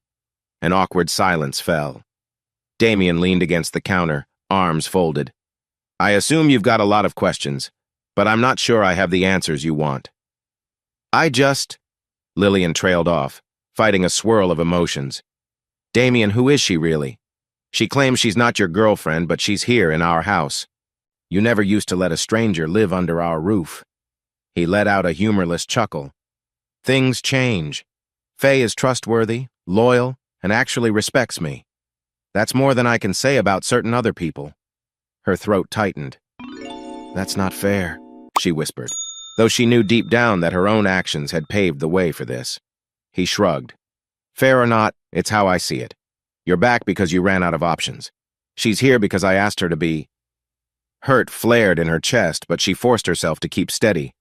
"Look, I know I messed up, I know I left. But I never meant for you to—" She stopped, words failing. Maybe she had meant for him to be hurt. Maybe that was the ugly truth. Damien exhaled, his expression momentarily weary. "I don't want to fight. Let's set some ground rules. You stay in the guest room, keep out of my personal affairs, and figure out your next move. This isn't permanent, Lillian." She swallowed, nodding. "Understood. I'll stay out of your way." His eyes flicked toward the doorway Faye had exited. "Appreciate that." The finality in his tone stung more than any insult could. Lillian turned and left the kitchen, feeling strangely like a trespasser in the house she once considered her own. As she climbed the stairs, she heard Damien's voice rumble softly, though she couldn't make out the words. Faye responded in a calm murmur, the two of them sounding in sync, as though they'd formed a private universe into which she was not invited. Back in the guest room, Lillian dropped onto the bed, heart pounding. She'd returned seeking a haven, some familiar ground to regain her footing. Instead, she found herself an outsider, replaced by a woman who seemed to provide Damien with everything Lillian once withheld: respect, trust, cooperation. She stared out the window at the gray sky. I have to get out of this mess, she thought. But how? She had no money, no stable job, and the only friend she had left was Tempest, who, in hindsight, might not be the savior Lillian once believed. Still, she had to try something. Otherwise, she'd suffocate under the weight of her own regrets. That afternoon, Lillian sat on the edge of the guest room bed, phone in hand, scrolling through her sparse contact list.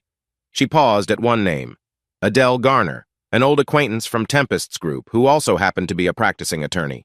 Well, unofficially practicing, since rumor had it Adele was still waiting on certain final certifications. But at this point, Lillian was desperate. She dialed. After a few rings, a cool, professional voice answered. "Hello, Adele speaking." "Adele, it's Lillian." A pause. Then Adele's tone softened, tinted with curiosity. "Lillian, been a while. What's going on?" Lillian launched into a brief explanation, her voice wavering as she admitted she'd lost financial access and was stuck in a house that technically wasn't hers. "I need legal help," she finished. "Something to prove I have a right to remain here or at least force a fair settlement." Adele hummed thoughtfully. "Tempest told me you might call. She mentioned you were having some domestic challenges. I can offer guidance, though I'm not fully licensed to practice. But I can help you file preliminary motions or letters, at least." Relief flickered through Lillian. "That'd be great. I just need some sort of leverage. Damien locked me out of our joint accounts, and I have nothing." "All right," Adele said briskly. "Come by my office tomorrow morning. We'll discuss the details." That evening, Lillian slipped out the front door without telling Damien, quietly catching a bus downtown. She found Adele's modest office in a worn brick building, its single waiting room lined with battered chairs. A flickering lamp cast long shadows across the walls. Adele stepped out, tall and poised, with sharp eyes that belied her youthful appearance. "Lillian, right on time. Let's chat."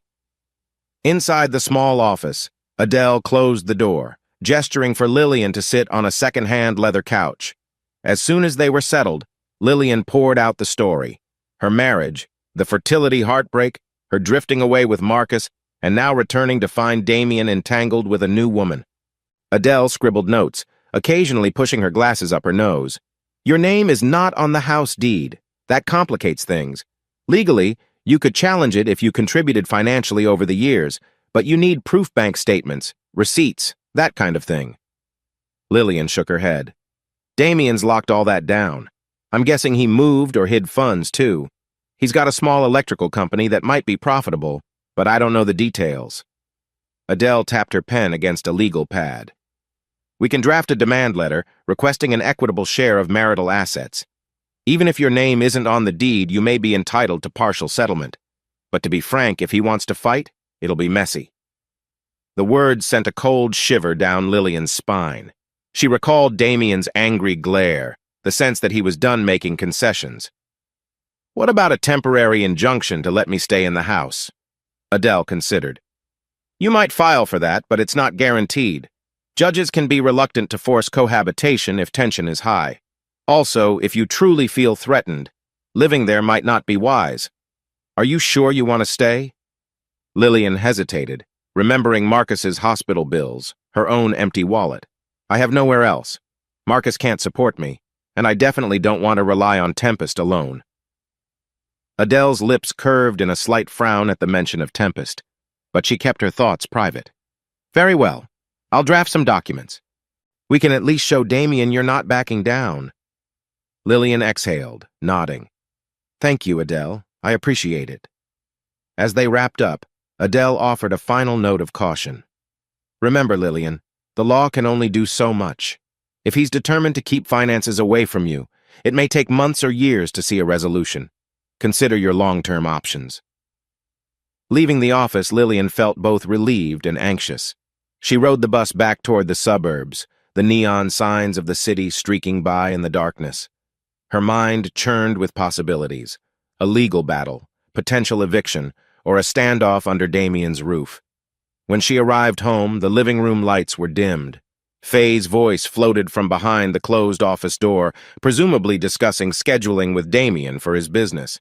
Lillian crept upstairs to the guest room, not wanting another confrontation tonight. She found a text from Adele waiting on her phone. "We'll email you a draft tomorrow. Keep calm." Calm was a distant concept. She set the phone aside, sinking onto the bed. Outside, the wind stirred, rustling the branches of an old oak tree near her window. She thought of how quickly her life had upended, once a wife with a future, now a near-penniless stranger in the house she'd shared with her husband. Yet a spark of resolve took hold in her chest. She wouldn't let Damien erase her from the equation without a fight. If that meant using the law, so be it. She only prayed it wouldn't escalate beyond control. A few days later, Lillian woke to the smell of pancakes drifting through the hall. Her stomach growled. She couldn't recall the last time Damien had cooked for her, but she suspected he wasn't cooking for her now. She made her way downstairs, mentally preparing for another day of careful avoidance.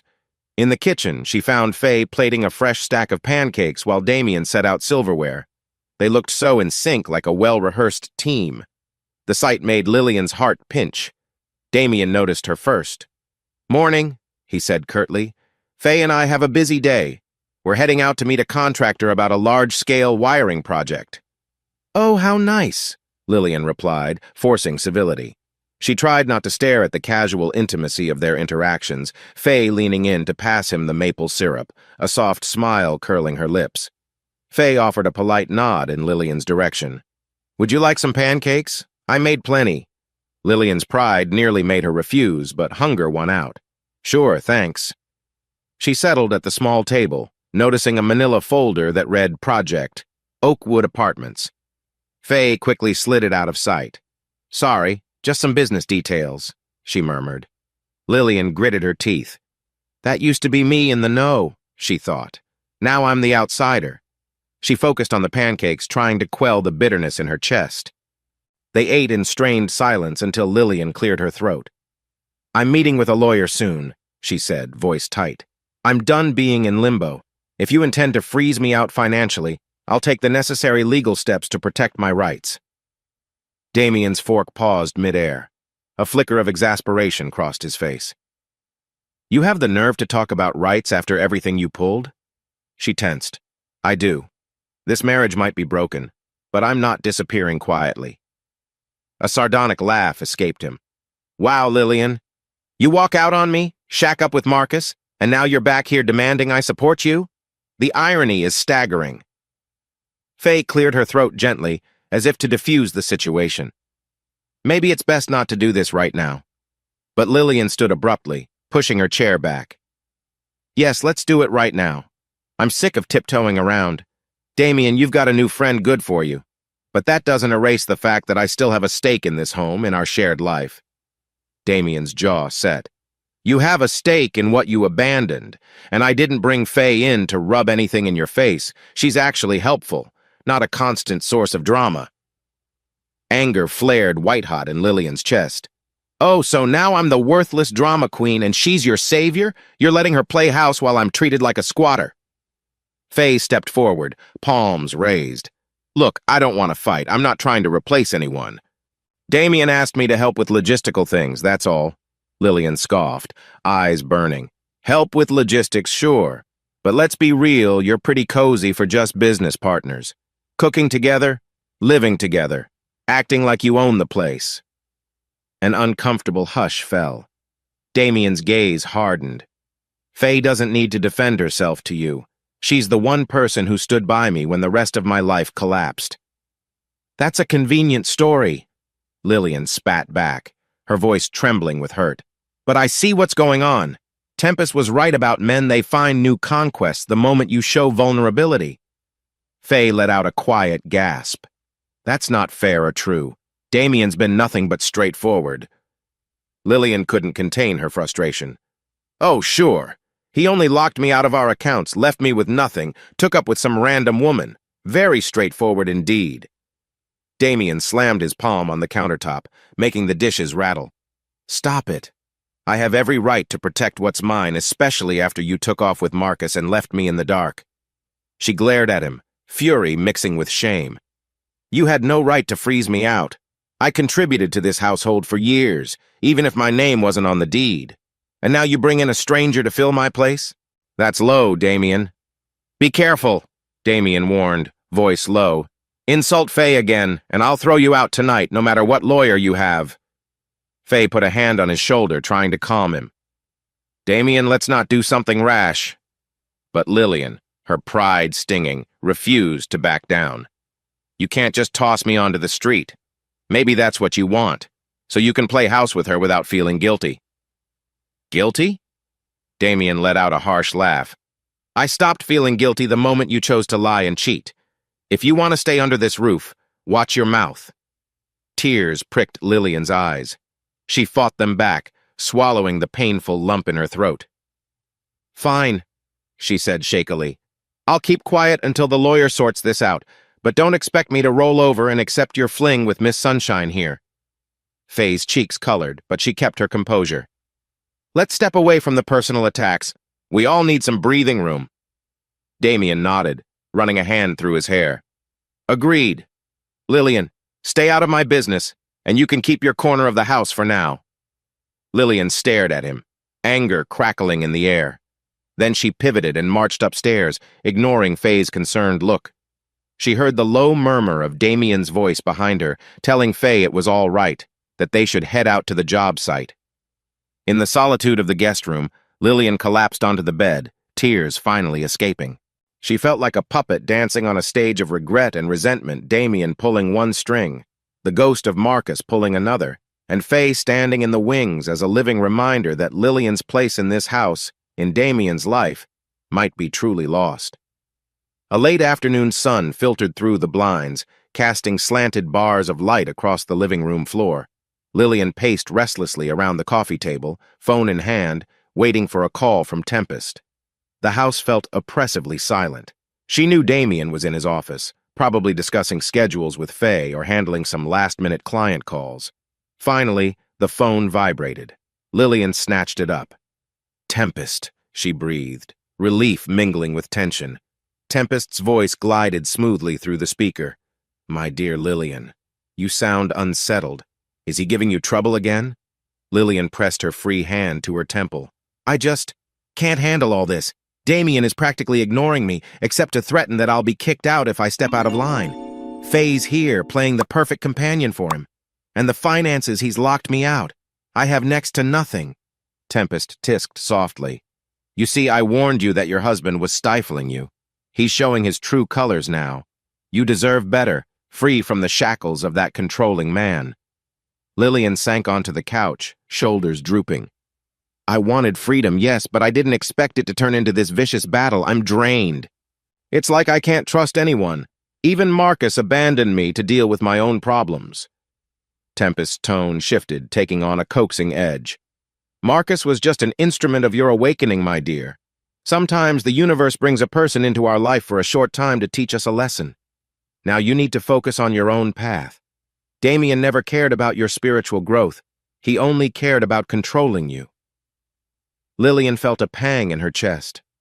Once upon a time, she believed Damien had cherished her. Now everything was twisted. Tempest. Maybe I made mistakes too, she said quietly, guilt gnawing at her. Marcus and I hurt Damien. Oh, hush. Tempest's voice hardened. He deserves it. Don't let guilt eat you alive. That's how men like him keep you tethered. If you want true freedom, you must cut all ties. A sudden knock at the door startled Lillian. She rose to open it, heart fluttering when she saw her mother, Mrs. Howard, standing there in a neat coat and scarf. Her mother's eyes swept over her appearance, disheveled hair, and anxious gaze. Lillian, sweetheart, Mrs. Howard said gently. I've been worried. May I come in? Feeling a stab of shame, Lillian nodded. She ended the call with Tempest, ushering her mother inside. They settled on the couch, tension radiating in the hush. Mrs. Howard clasped her daughter's hands. Talk to me. You look so lost. Tears prickled Lillian's eyes. I am lost. Damien's distant. Maybe even hateful now. My finances are gone. Marcus. He's not in a good place. and I'm stuck, still talking to Tempest, but I'm not even sure she's telling me the truth. Mrs. Howard's brow creased. Tempest, that so-called spiritual teacher you mentioned? Lillian, are you sure she has your best interests at heart? From the little I've heard, it sounds like she's pushing you to separate from everyone who cares about you. Lillian sighed. She helped me once when I was depressed, but now it's complicated. They spoke in hushed voices for a while, with Mrs. Howard urging Lillian to reconsider her reliance on Tempest's advice. I just want you to be safe and sane, she said softly. I've watched you spiral ever since the fertility news. I understand how painful that was, but we can't let some stranger manipulate you. Lillian bit her lip. Damien used to be everything to me. Maybe I took him for granted. Now I feel like I'm paying the price. Mrs. Howard stroked her daughter's hair. If he's set on shutting you out, you may need to protect yourself through legal means. But first, ask yourself, do you want to salvage any part of this marriage, or is it truly over? A swirl of confusion welled up in Lillian's chest. She recalled Tempest telling her, he's not worthy of you. She also recalled the warmth in Damien's eyes from years ago, the stability he once represented. Which was the true version of him, and was it too late to salvage anything? I don't know, Mom, she admitted in a whisper. Part of me wants to fix things, but part of me wonders if I've gone too far, if we've both gone too far. Mrs. Howard held her hand gently. Maybe it's time to really decide. I don't want you trapped in a toxic cycle of blame. If you can't mend it, better to move forward with dignity. Lillian nodded, tears threatening to spill again. I'll think about it. I need to think. Mrs. Howard stayed a while longer, offering comfort and a mother's unconditional love. When she finally left, the house returned to its tense silence. Lillian sat alone on the couch, Mrs. Howard's words echoing in her mind. Maybe it's time to decide. As the sunlight faded, Lillian realized she was at a crossroads. On one side, there was Tempest's push toward a clean break and self-discovery. On the other, her mother's concern and the faint possibility of reconciling with Damien. But with each day, that possibility seemed to shrink, overshadowed by bitterness and regret. Early the next morning, Damien walked into the kitchen wearing a crisp dress shirt, something he used to do only for special client meetings. Faye was by the table, reviewing paperwork, and the two exchanged a brief smile. Their camaraderie felt like a punch to Lillian's gut as she entered. Damien barely glanced at her. Faye and I have an appointment downtown. We won't be back until late. Lillian mustered her courage. An appointment with whom? His eyes flashed with cool annoyance. My lawyer, among others. That statement landed like a weight in her chest. She tried to keep her composure, nodding curtly. Fine. I guess I'll see you whenever you're done. He left without further explanation, Faye trailing close behind. The front door clicked shut, leaving Lillian alone in the kitchen. Tension coiled in her stomach. My lawyer, he'd said. In other words, he was finalizing whatever steps necessary to ensure she stayed financially locked out. She retreated to her guest room, pacing amid the rumpled blankets.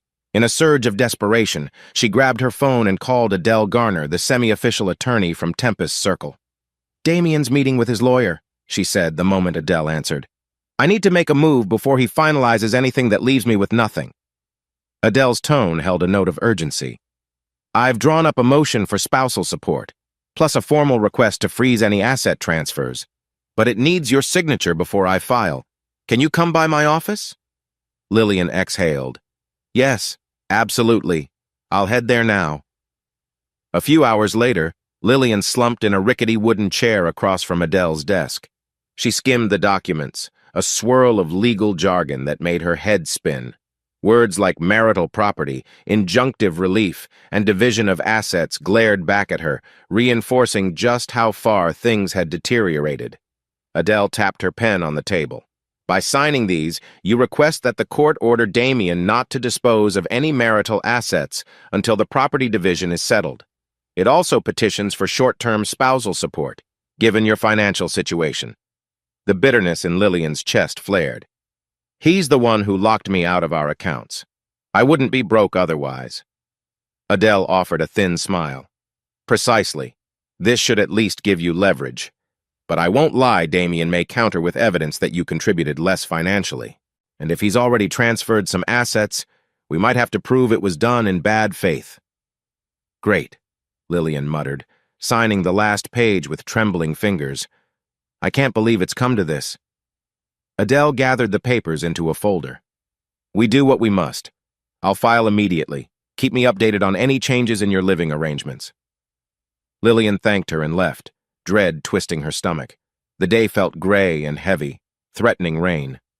On her bus ride home, she stared at the cityscape flashing by, memories of simpler times taunting her. A year ago, she and Damien had talked about taking a vacation together, maybe a weekend cabin in the mountains. Now they were adversaries on the brink of legal warfare. Back at the house, she found a note pinned to the fridge in Damien's handwriting. Staying in a hotel tonight, got late meetings. Phase with me. We'll be back tomorrow. A hollow laugh escaped her. He didn't even bother to call. It stung more than it should have. She tossed the note aside, mind reeling with the knowledge that he was likely finalizing steps with his lawyer, while she desperately tried to preserve some dignity in the eyes of the law. Evening fell, draping the house in a lonely hush. Lillian heated a can of soup for dinner, the watery broth feeling like an apt metaphor for her diluted sense of self. She carried the bowl to the living room, flipping on the TV just for background noise. News anchors droned about local politics, an election, a new construction project. Her mind barely registered it. Halfway through the soup, her phone buzzed with a text from Marcus. How are you holding up? A wave of conflicting emotions passed over her. She typed back, not great. He's proceeding legally. I have my own lawyer. It's a mess. Marcus's response came fast. Sorry, I can't help financially. My medical bills are stacking up. Just be careful. Damien can be ruthless. She stared at the message, memories of his bruised face in the hospital flashing through her mind. Ruthless was right. Yet part of her still clung to the image of the caring husband she'd known. Could that man truly be gone? Overcome, she set the phone down, leaving Marcus's message unanswered. She felt a pang of guilt for expecting more from him when he was also struggling. The reality was, they were on diverging paths. Her affair with him had triggered a chain of events none of them could fully control. She turned off the TV, letting the darkness settle. This was her new normal, a half-empty house filled with tension, a legal war looming, and a husband who no longer recognized her as anything but an antagonist. If that wasn't the definition of going separate ways, she didn't know what was. Morning sunlight streamed through the bedroom blinds, yet Lillian awoke with an unshakable chill. She found a text from Tempest waiting. Send me $300 by tomorrow for your next energy clearing session. You need it now more than ever. I sense chaotic vibrations. Lillian frowned, a spike of unease shooting through her. Tempest had never demanded money so blatantly, though she'd always hinted at donations. A quiet voice in Lillian's mind wondered if she was being scammed. Why am I paying more and more while my problems keep escalating? Her phone chimed again this time, an unknown number. She answered cautiously. Lillian, it's me, Willis Johnson. A faint recollection. Willis was another member of Tempest's circle, someone who attended the same meditation sessions. I'm leaving the group. Wanted to let you know something I found out about Tempest. Lillian sat up, heart thumping. Leaving? Why? Willis sighed. Tempest demanded a huge payment to cleanse my aura. When I refused, she practically threatened me. Said if I didn't comply, I'd lose all the spiritual progress I made. It felt like blackmail. A shiver crawled down Lillian's spine. She's asking for money from me, too. Are you sure about this? Positive, Willis said firmly.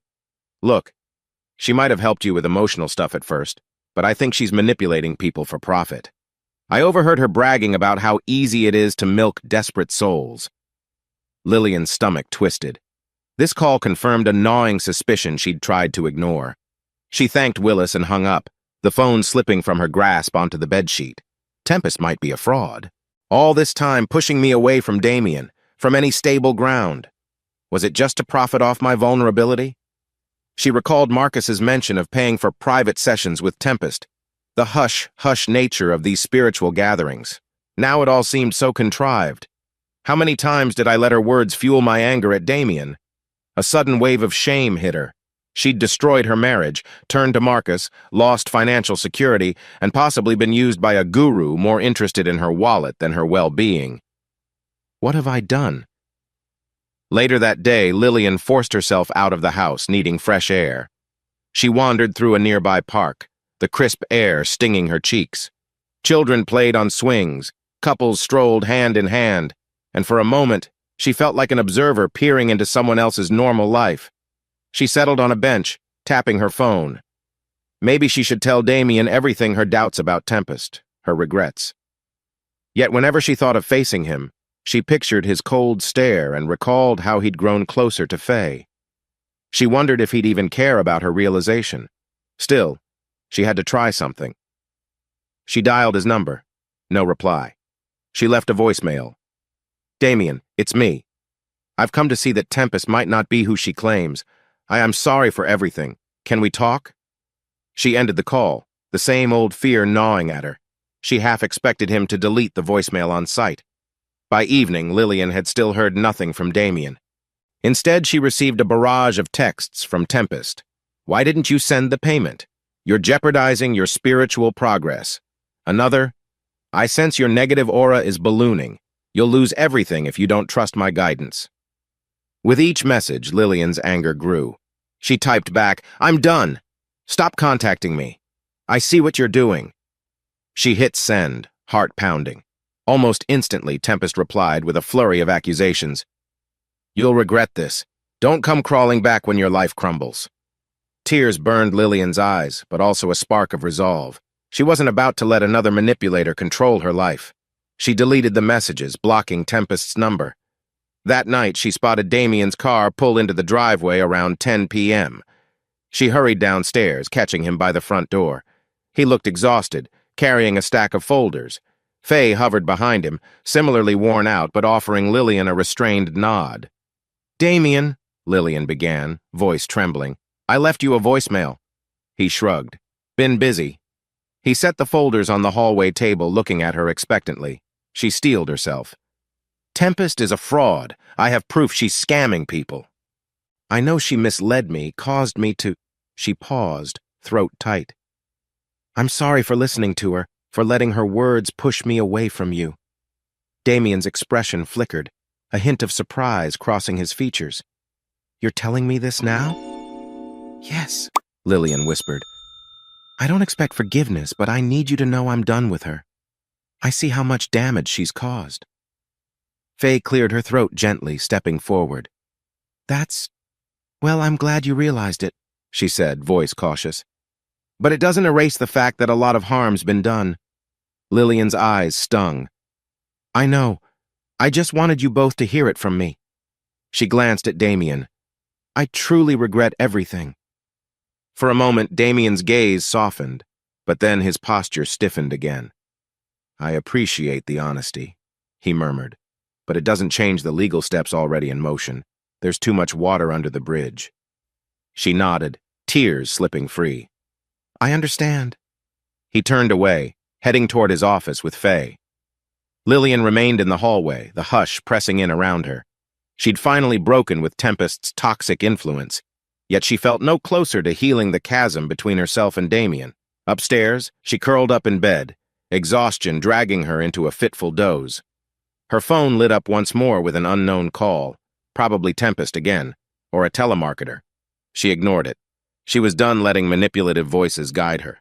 All that remained now was a crumbling marriage and the inevitability of legal proceedings. 3 weeks later, the tension in the house had reached a fever pitch.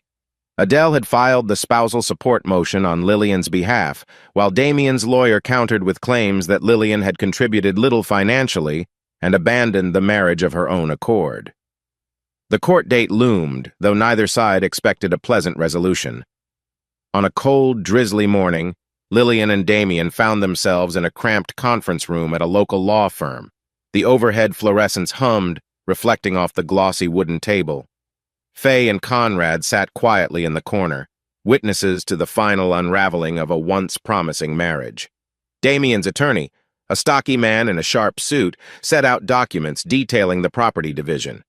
Adele stood beside Lillian, posture rigid, flipping through her own copies. Clearing his throat, Damien's attorney began. We propose this settlement. Mr. Harlow retains full ownership of the house, since it's in his name and was purchased before the marriage. Bank accounts remain solely his. Given Miss Harlow's lack of direct deposit contributions, Lillian's stomach knotted. I was working until my mental health collapsed, she interjected, voice shaky. I was never just freeloading. The attorney ignored her outburst, continuing blandly. In light of Miss Harlow's current unemployed status, Mr. Harlow will pay a nominal lump sum, but no ongoing spousal support. This is in exchange for Miss Harlow waiving any further claims on the electrical business, which has been partially restructured under a new holding. So effectively, Miss Harlow receives a small buyout and Mr. Harlow remains unencumbered. Lillian stared at Damien. So you changed the business structure. You hid money? Damien exhaled, a flicker of guilt in his expression. I protected it from future disputes. That's all. Faye glanced at her lap, as if uncomfortable. Conrad shifted, arms folded, looking pained. It was clear no one relished this confrontation. Adele pressed her lips together. We object. Miss Harlow contributed to the household in intangible ways, managing the home, and so forth. She should be entitled to more than a token payout. The attorney shrugged. Without formal documentation, it's speculation. We can take it to trial, but that could be costly and drawn out. My client is offering this as a fair compromise. Silence thickened. Lillian gripped the table's edge, heart pounding. If she rejected the offer, they'd endure months, maybe years of legal wrangling. She had no real evidence to claim a bigger share. She risked walking away with nothing. Damien finally broke the hush, voice taut. Lillian, I'm not trying to leave you destitute, but the house was mine before and the business is something I built from scratch. That hasn't changed. She blinked back tears. We were supposed to share everything. That was how marriage worked, right? His gaze dropped, a flicker of regret passing through his eyes. We're past that point.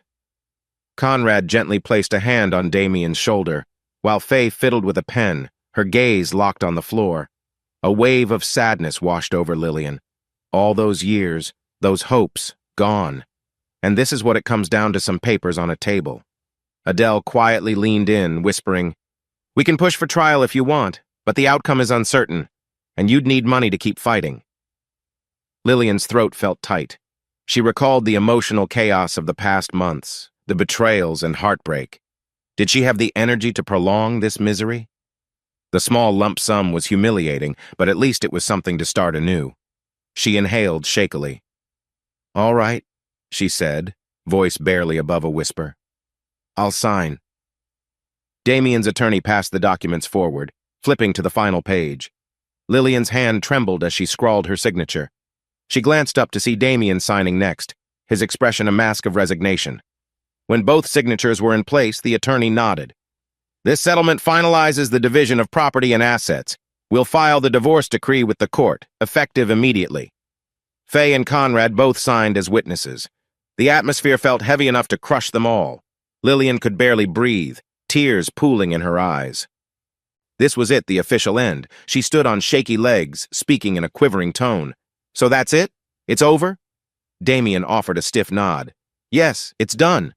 Emotion raged inside her. Regret, anger, sorrow. She wanted to rail at him, to apologize, to beg for some spark of the old love.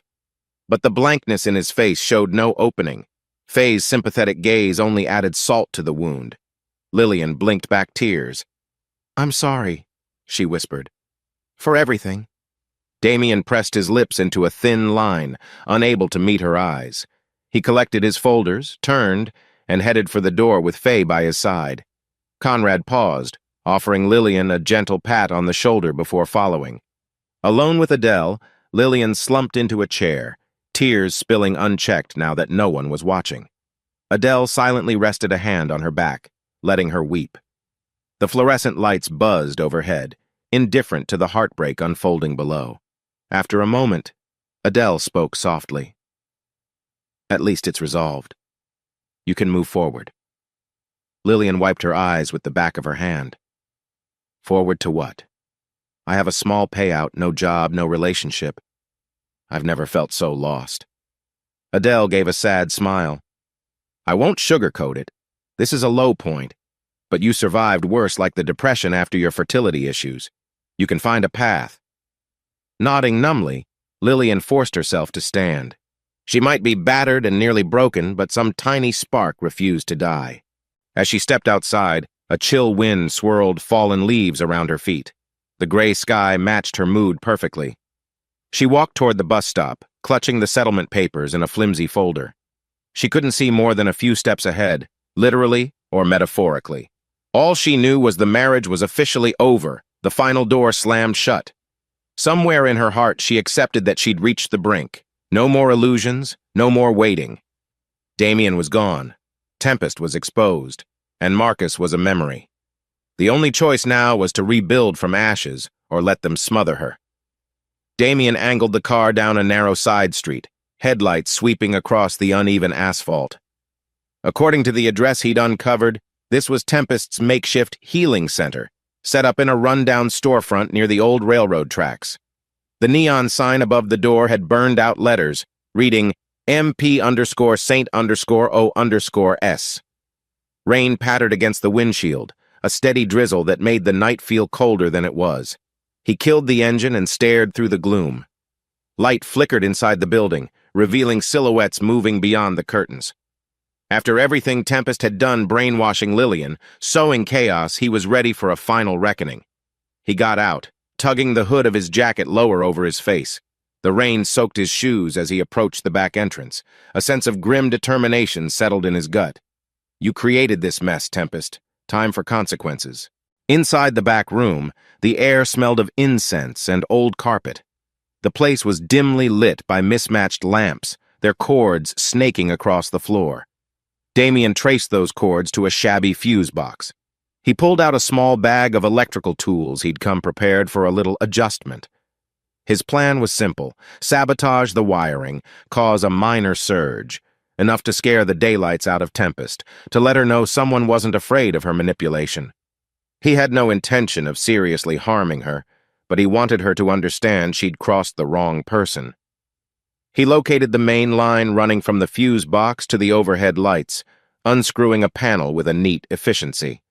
Memories flashed of simpler days when he'd do legitimate repairs for grateful clients, not orchestrate half-legal stunts out of vengeance. But the memory of Lillian's tears, her confusion, her despair steeled his resolve. A quick twist of the pliers spliced the wiring. He installed a resistor that would cause a short spark when the circuit overloaded. Done. He crept closer to what looked like a ceremonial area: candles, pillows, a statue of some vague deity. Footsteps approached. He ducked behind a wall partition just as Tempest entered, a tall woman in a flowing robe, her hair piled high. Two followers trailed her, each carrying a tray of crystals. Tempest's voice took on a theatrical hush. "Tonight we harness cosmic power to cleanse ourselves of negativity," she declared. Damien rolled his eyes. He braced himself, flicking a switch on the open fuse box. Instantly, a spark crackled. The overhead lights flickered violently. Tempest's voice cracked mid-sentence, and her followers gasped. "What in the—" she exclaimed. The lights dimmed to near darkness, then flared again, accompanied by a popping noise from the corner. A lamp shattered, spraying sparks. Tempest shrieked, stumbling back. Damien emerged from the shadows, stepping into the pale flicker of a half-dead bulb. He could see the shock on Tempest's face. Her followers shrank to the edges of the room, rattled but unsure what was happening. "I think your cosmic power just shorted out," Damien said flatly. Rain dripped from his jacket onto the threadbare rug. Tempest's gaze shifted wildly from him to the smoking lamp. "Who are you?" she hissed. "What do you want?" He didn't bother removing his hood.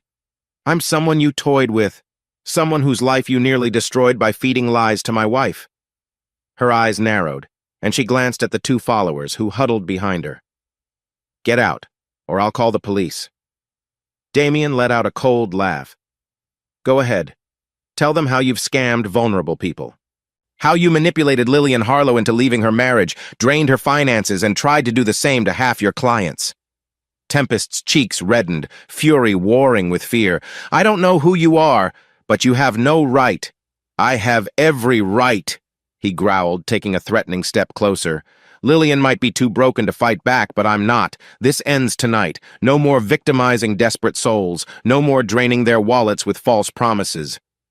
A small flash from the sabotaged wiring caused another cascade of sparks. Tempest jumped, eyes wide. Her followers bolted for the exit. She looked ready to scream. "Stop!" she yelled at them, then turned to Damien, voice trembling. Fine, just go. I'll back off. Whatever you want."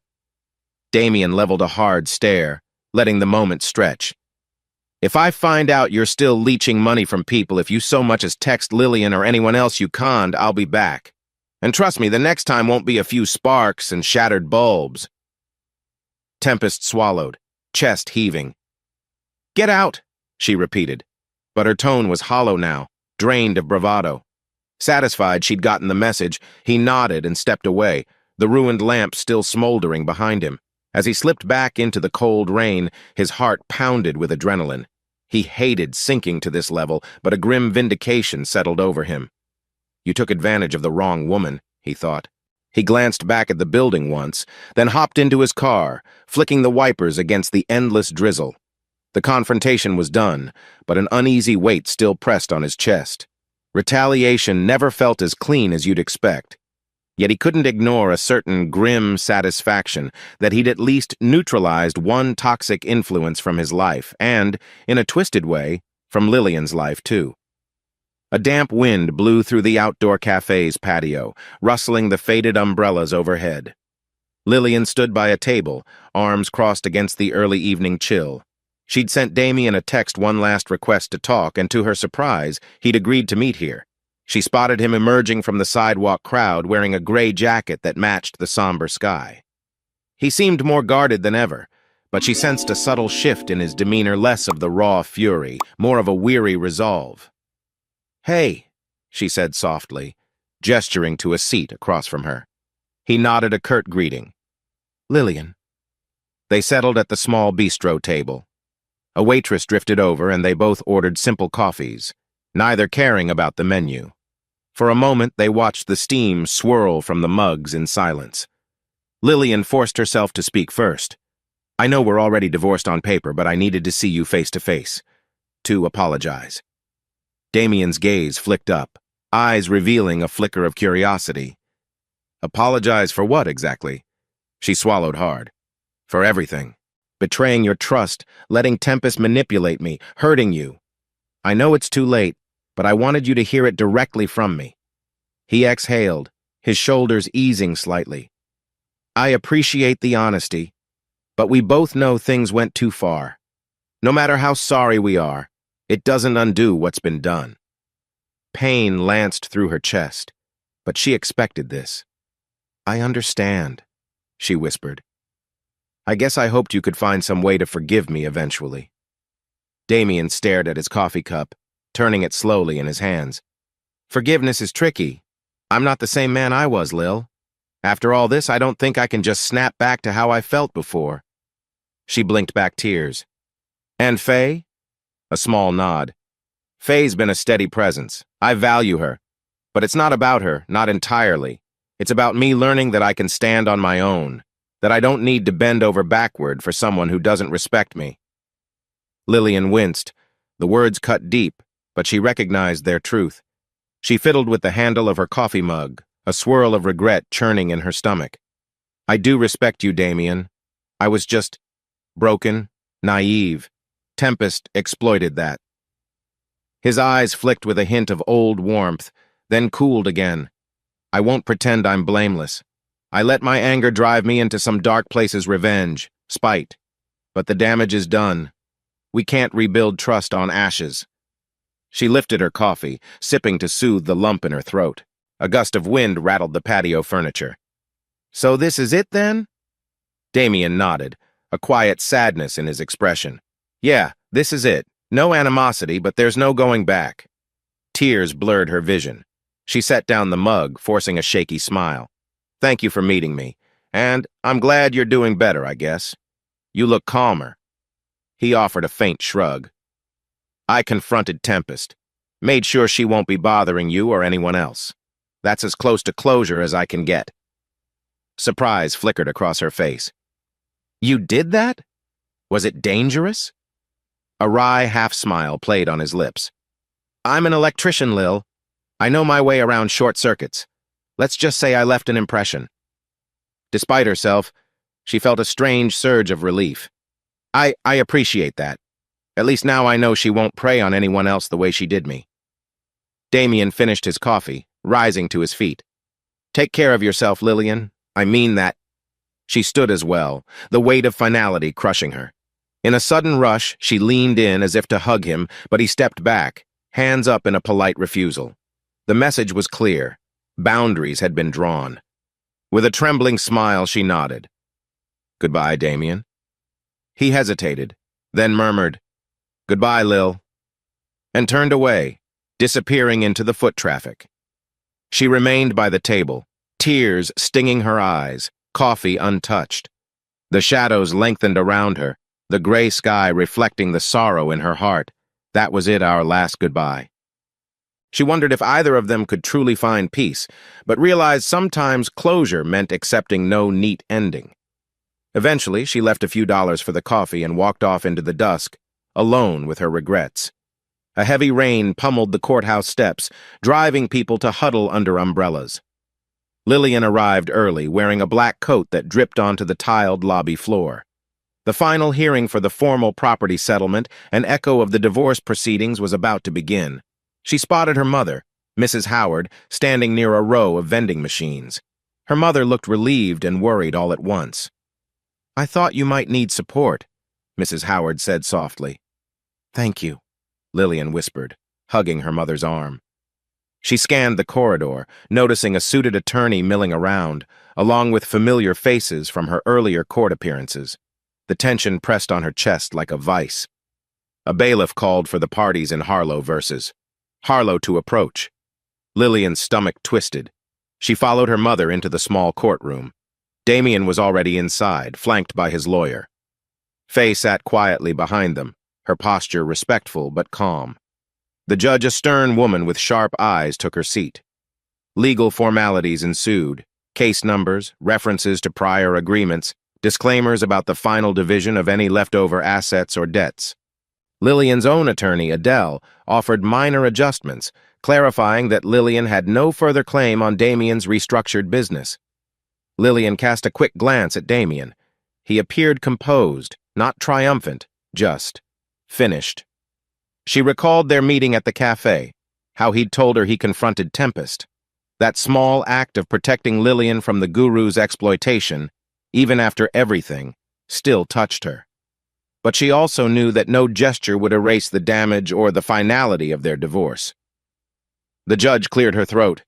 As of now, the court recognizes the dissolution of this marriage as final, with the property settlement designated under the terms both parties signed. Miss Lillian Harlow, you relinquish any ownership claims to the property and business. Mr. Damien Harlow, you have provided a one-time buyout as documented. Any further disputes are to be settled in civil court, should they arise, but the marital ties are severed as of this day. A gavel struck once, a quiet but decisive sound. Lillian's heart sank. She heard Mrs. Howard exhale a trembling sigh.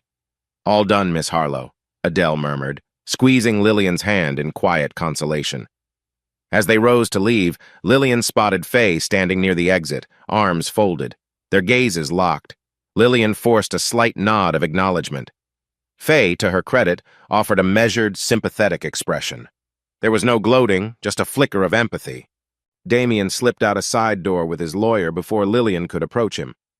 Perhaps it was best they didn't speak, there was little left to say. She turned to her mother, tears edging her eyes. You'll stay with me a while? Mrs. Howard asked, voice gentle. Lillian nodded. She had no home now, no real plan. All she had was her mother's unwavering love. Yes, she whispered. Thank you, Mom. They made their way into the hallway, pushing through the crowd. Raindrops battered the windows, the storm outside mirroring Lillian's own turmoil. She paused by a window, gazing out at the courthouse steps. There, she caught sight of Damien and Faye sharing an umbrella, their heads close together in conversation. It wasn't a romantic embrace. but the trust and ease between them were obvious. Another twist of regret coiled in Lillian's gut. At that moment, Conrad appeared from the crowd, offering Lillian a sympathetic half-smile. "Hey, you hanging in there?" "Trying," she replied softly. He lowered his voice. "Damien's been through a lot. If it's any consolation, I don't think he hates you." She felt tears threaten again. "He doesn't. But that doesn't change anything." Conrad nodded, gently patting her shoulder before moving on. Through the window, she watched Damien and Faye descend the courthouse steps. A flash of lightning illuminated their figures. Then the rain swallowed them, lost in the city's bustle. With that, Lillian turned away. The final chord of her marriage had been played. All that remained was a quiet, hollow echo. 3 weeks later, the sun broke through gray clouds over the quiet suburban street. Lillian stepped off the bus, a duffel bag slung over her shoulder. She paused in front of the house, Damien's house. She reminded herself one last time. He'd agreed by text to let her come for the last of her belongings while he was away. Her mother waited in a car down the block, giving Lillian space but ready to help transport whatever she needed. The yard looked meticulously maintained, the flower beds pruned and neat. She imagined Faye's touch in that maybe planting new blooms, adding fresh mulch. A pang of envy and sadness mingled. That used to be my territory, my life. She unlocked the door with the spare key, stepping into the familiar living room. The furniture arrangement had changed slightly. A new lamp replaced the old one, the walls painted a lighter shade. Yet she could still feel the echoes of her past, arguments, laughter, heartbreak. She moved quietly, collecting a few stray items left behind in the guest room. Old photo albums, a couple of keepsakes from her defunct hobby of painting. Each memory felt like a small weight in her hands. In the master bedroom, she found the bed replaced with a sleek new frame and matching nightstands, no trace of her old linens or the decor they once chose together. Numbness filled her chest. As she headed back downstairs, a single picture frame caught her eye on a shelf. It was their wedding photo, the one where they looked so hopeful. She lifted it gently. Her gaze lingered on Damien's wide grin, her own bright smile. Where did that couple go? Her throat tightened. She remembered the final lines of the settlement, the judge's gavel, the sense of being adrift. She also remembered the last conversation with Damien at the cafe. He'd told her to take care of herself. She intended to, though she had no clue where to start. With trembling hands, she placed the photo frame in her duffel bag. Part of her wanted to smash it like severing all ties. But a lingering flicker of sentimentality stopped her. Instead, she zipped it away, possibly as a reminder of lessons learned. Stepping outside, she locked the door behind her. A rush of finality washed over her, accompanied by a surprising hint of relief. The old life was over, no more illusions, no more limbo. Her mother waved from the car, and Lillian headed over. As she set her bag in the trunk, she turned for one last glance at the house. Memories of sorrow and joy collided in her mind. She closed her eyes, exhaling a long breath. Then she slid into the passenger seat. "Ready?" Mrs. Howard asked gently. Lillian nodded. "Yeah, let's go." Elsewhere on the other side of town, Damien approached a small 2-story building, one he'd recently purchased for his expanding electrical business. He parked next to Faye's sedan, stepping into the renovated foyer where wires, circuit breakers, and half-opened boxes lined the walls. Faye emerged from an office, clipboard in hand. "Hey, you made it. The new contractors are finishing up the lighting system." Damien surveyed the progress with a critical eye. "Looks good. We'll have to do a final check, but it should be up and running next week." Faye offered him a genuine smile. "Congratulations on the new space. This is a big step." A faint smile curved his lips, gratitude shining in his eyes. "Couldn't have done it without your help, Faye. Seriously, you stuck with me when everything else was falling apart." Her cheeks warmed. "You're the one who made the call. I just organized your chaos." He chuckled softly, the tension in his shoulders easing. Though he felt no triumphant euphoria, his divorce had been a painful end, he recognized the sense of possibility that came with this fresh start. They walked through the building, checking electrical layouts, discussing scheduling. Outside, the late afternoon sun broke through the clouds, illuminating the street. After so many months of turmoil, the air felt lighter. Damien paused by a window, glancing out at the bustling road. A memory of Lillian flickered through his mind, her tears, her final apology. He let out a quiet sigh. He didn't hate her, not anymore, but he also couldn't bring back the innocence they once shared. Faye gently touched his arm. "You okay?" He nodded. "Yeah, just clearing my head. It's strange to imagine moving on from everything that happened." She offered a gentle, understanding look. "Take it one step at a time. No rush." He glanced at her, a slow warmth building in his chest. Without speaking, they returned to finalizing the business details, a comfortable rhythm passing between them. Outside, the sky deepened into a soft gold, the promise of a mild evening. Though the future was uncertain, Damien sensed he was free to explore new possibilities personally, professionally, maybe even emotionally with Faye. Epilogue. That same evening, Tempest packed up her so-called healing center under the watchful eye of the landlord who'd served her an eviction notice. Sparks had left burn marks on the walls, and rumor had spread among her followers that she'd been exposed as a fraud. Cursing under her breath, she jammed incense sticks, robes, and cheap crystal sets into boxes. A sense of dread gnawed at her. Someone named Damien had threatened her, and now she'd lost her revenue stream. She vowed to start over somewhere else, under a new name, perhaps. A hustler rarely stayed down for long, but a flicker of fear lingered, a cold memory of the sparks and the shadowy figure who had glared at her with utter conviction. "Don't come back." Those words echoed in her mind. She shivered, slamming the trunk of her battered car. The night swallowed her as she drove off, seeking another city, another unsuspecting crowd.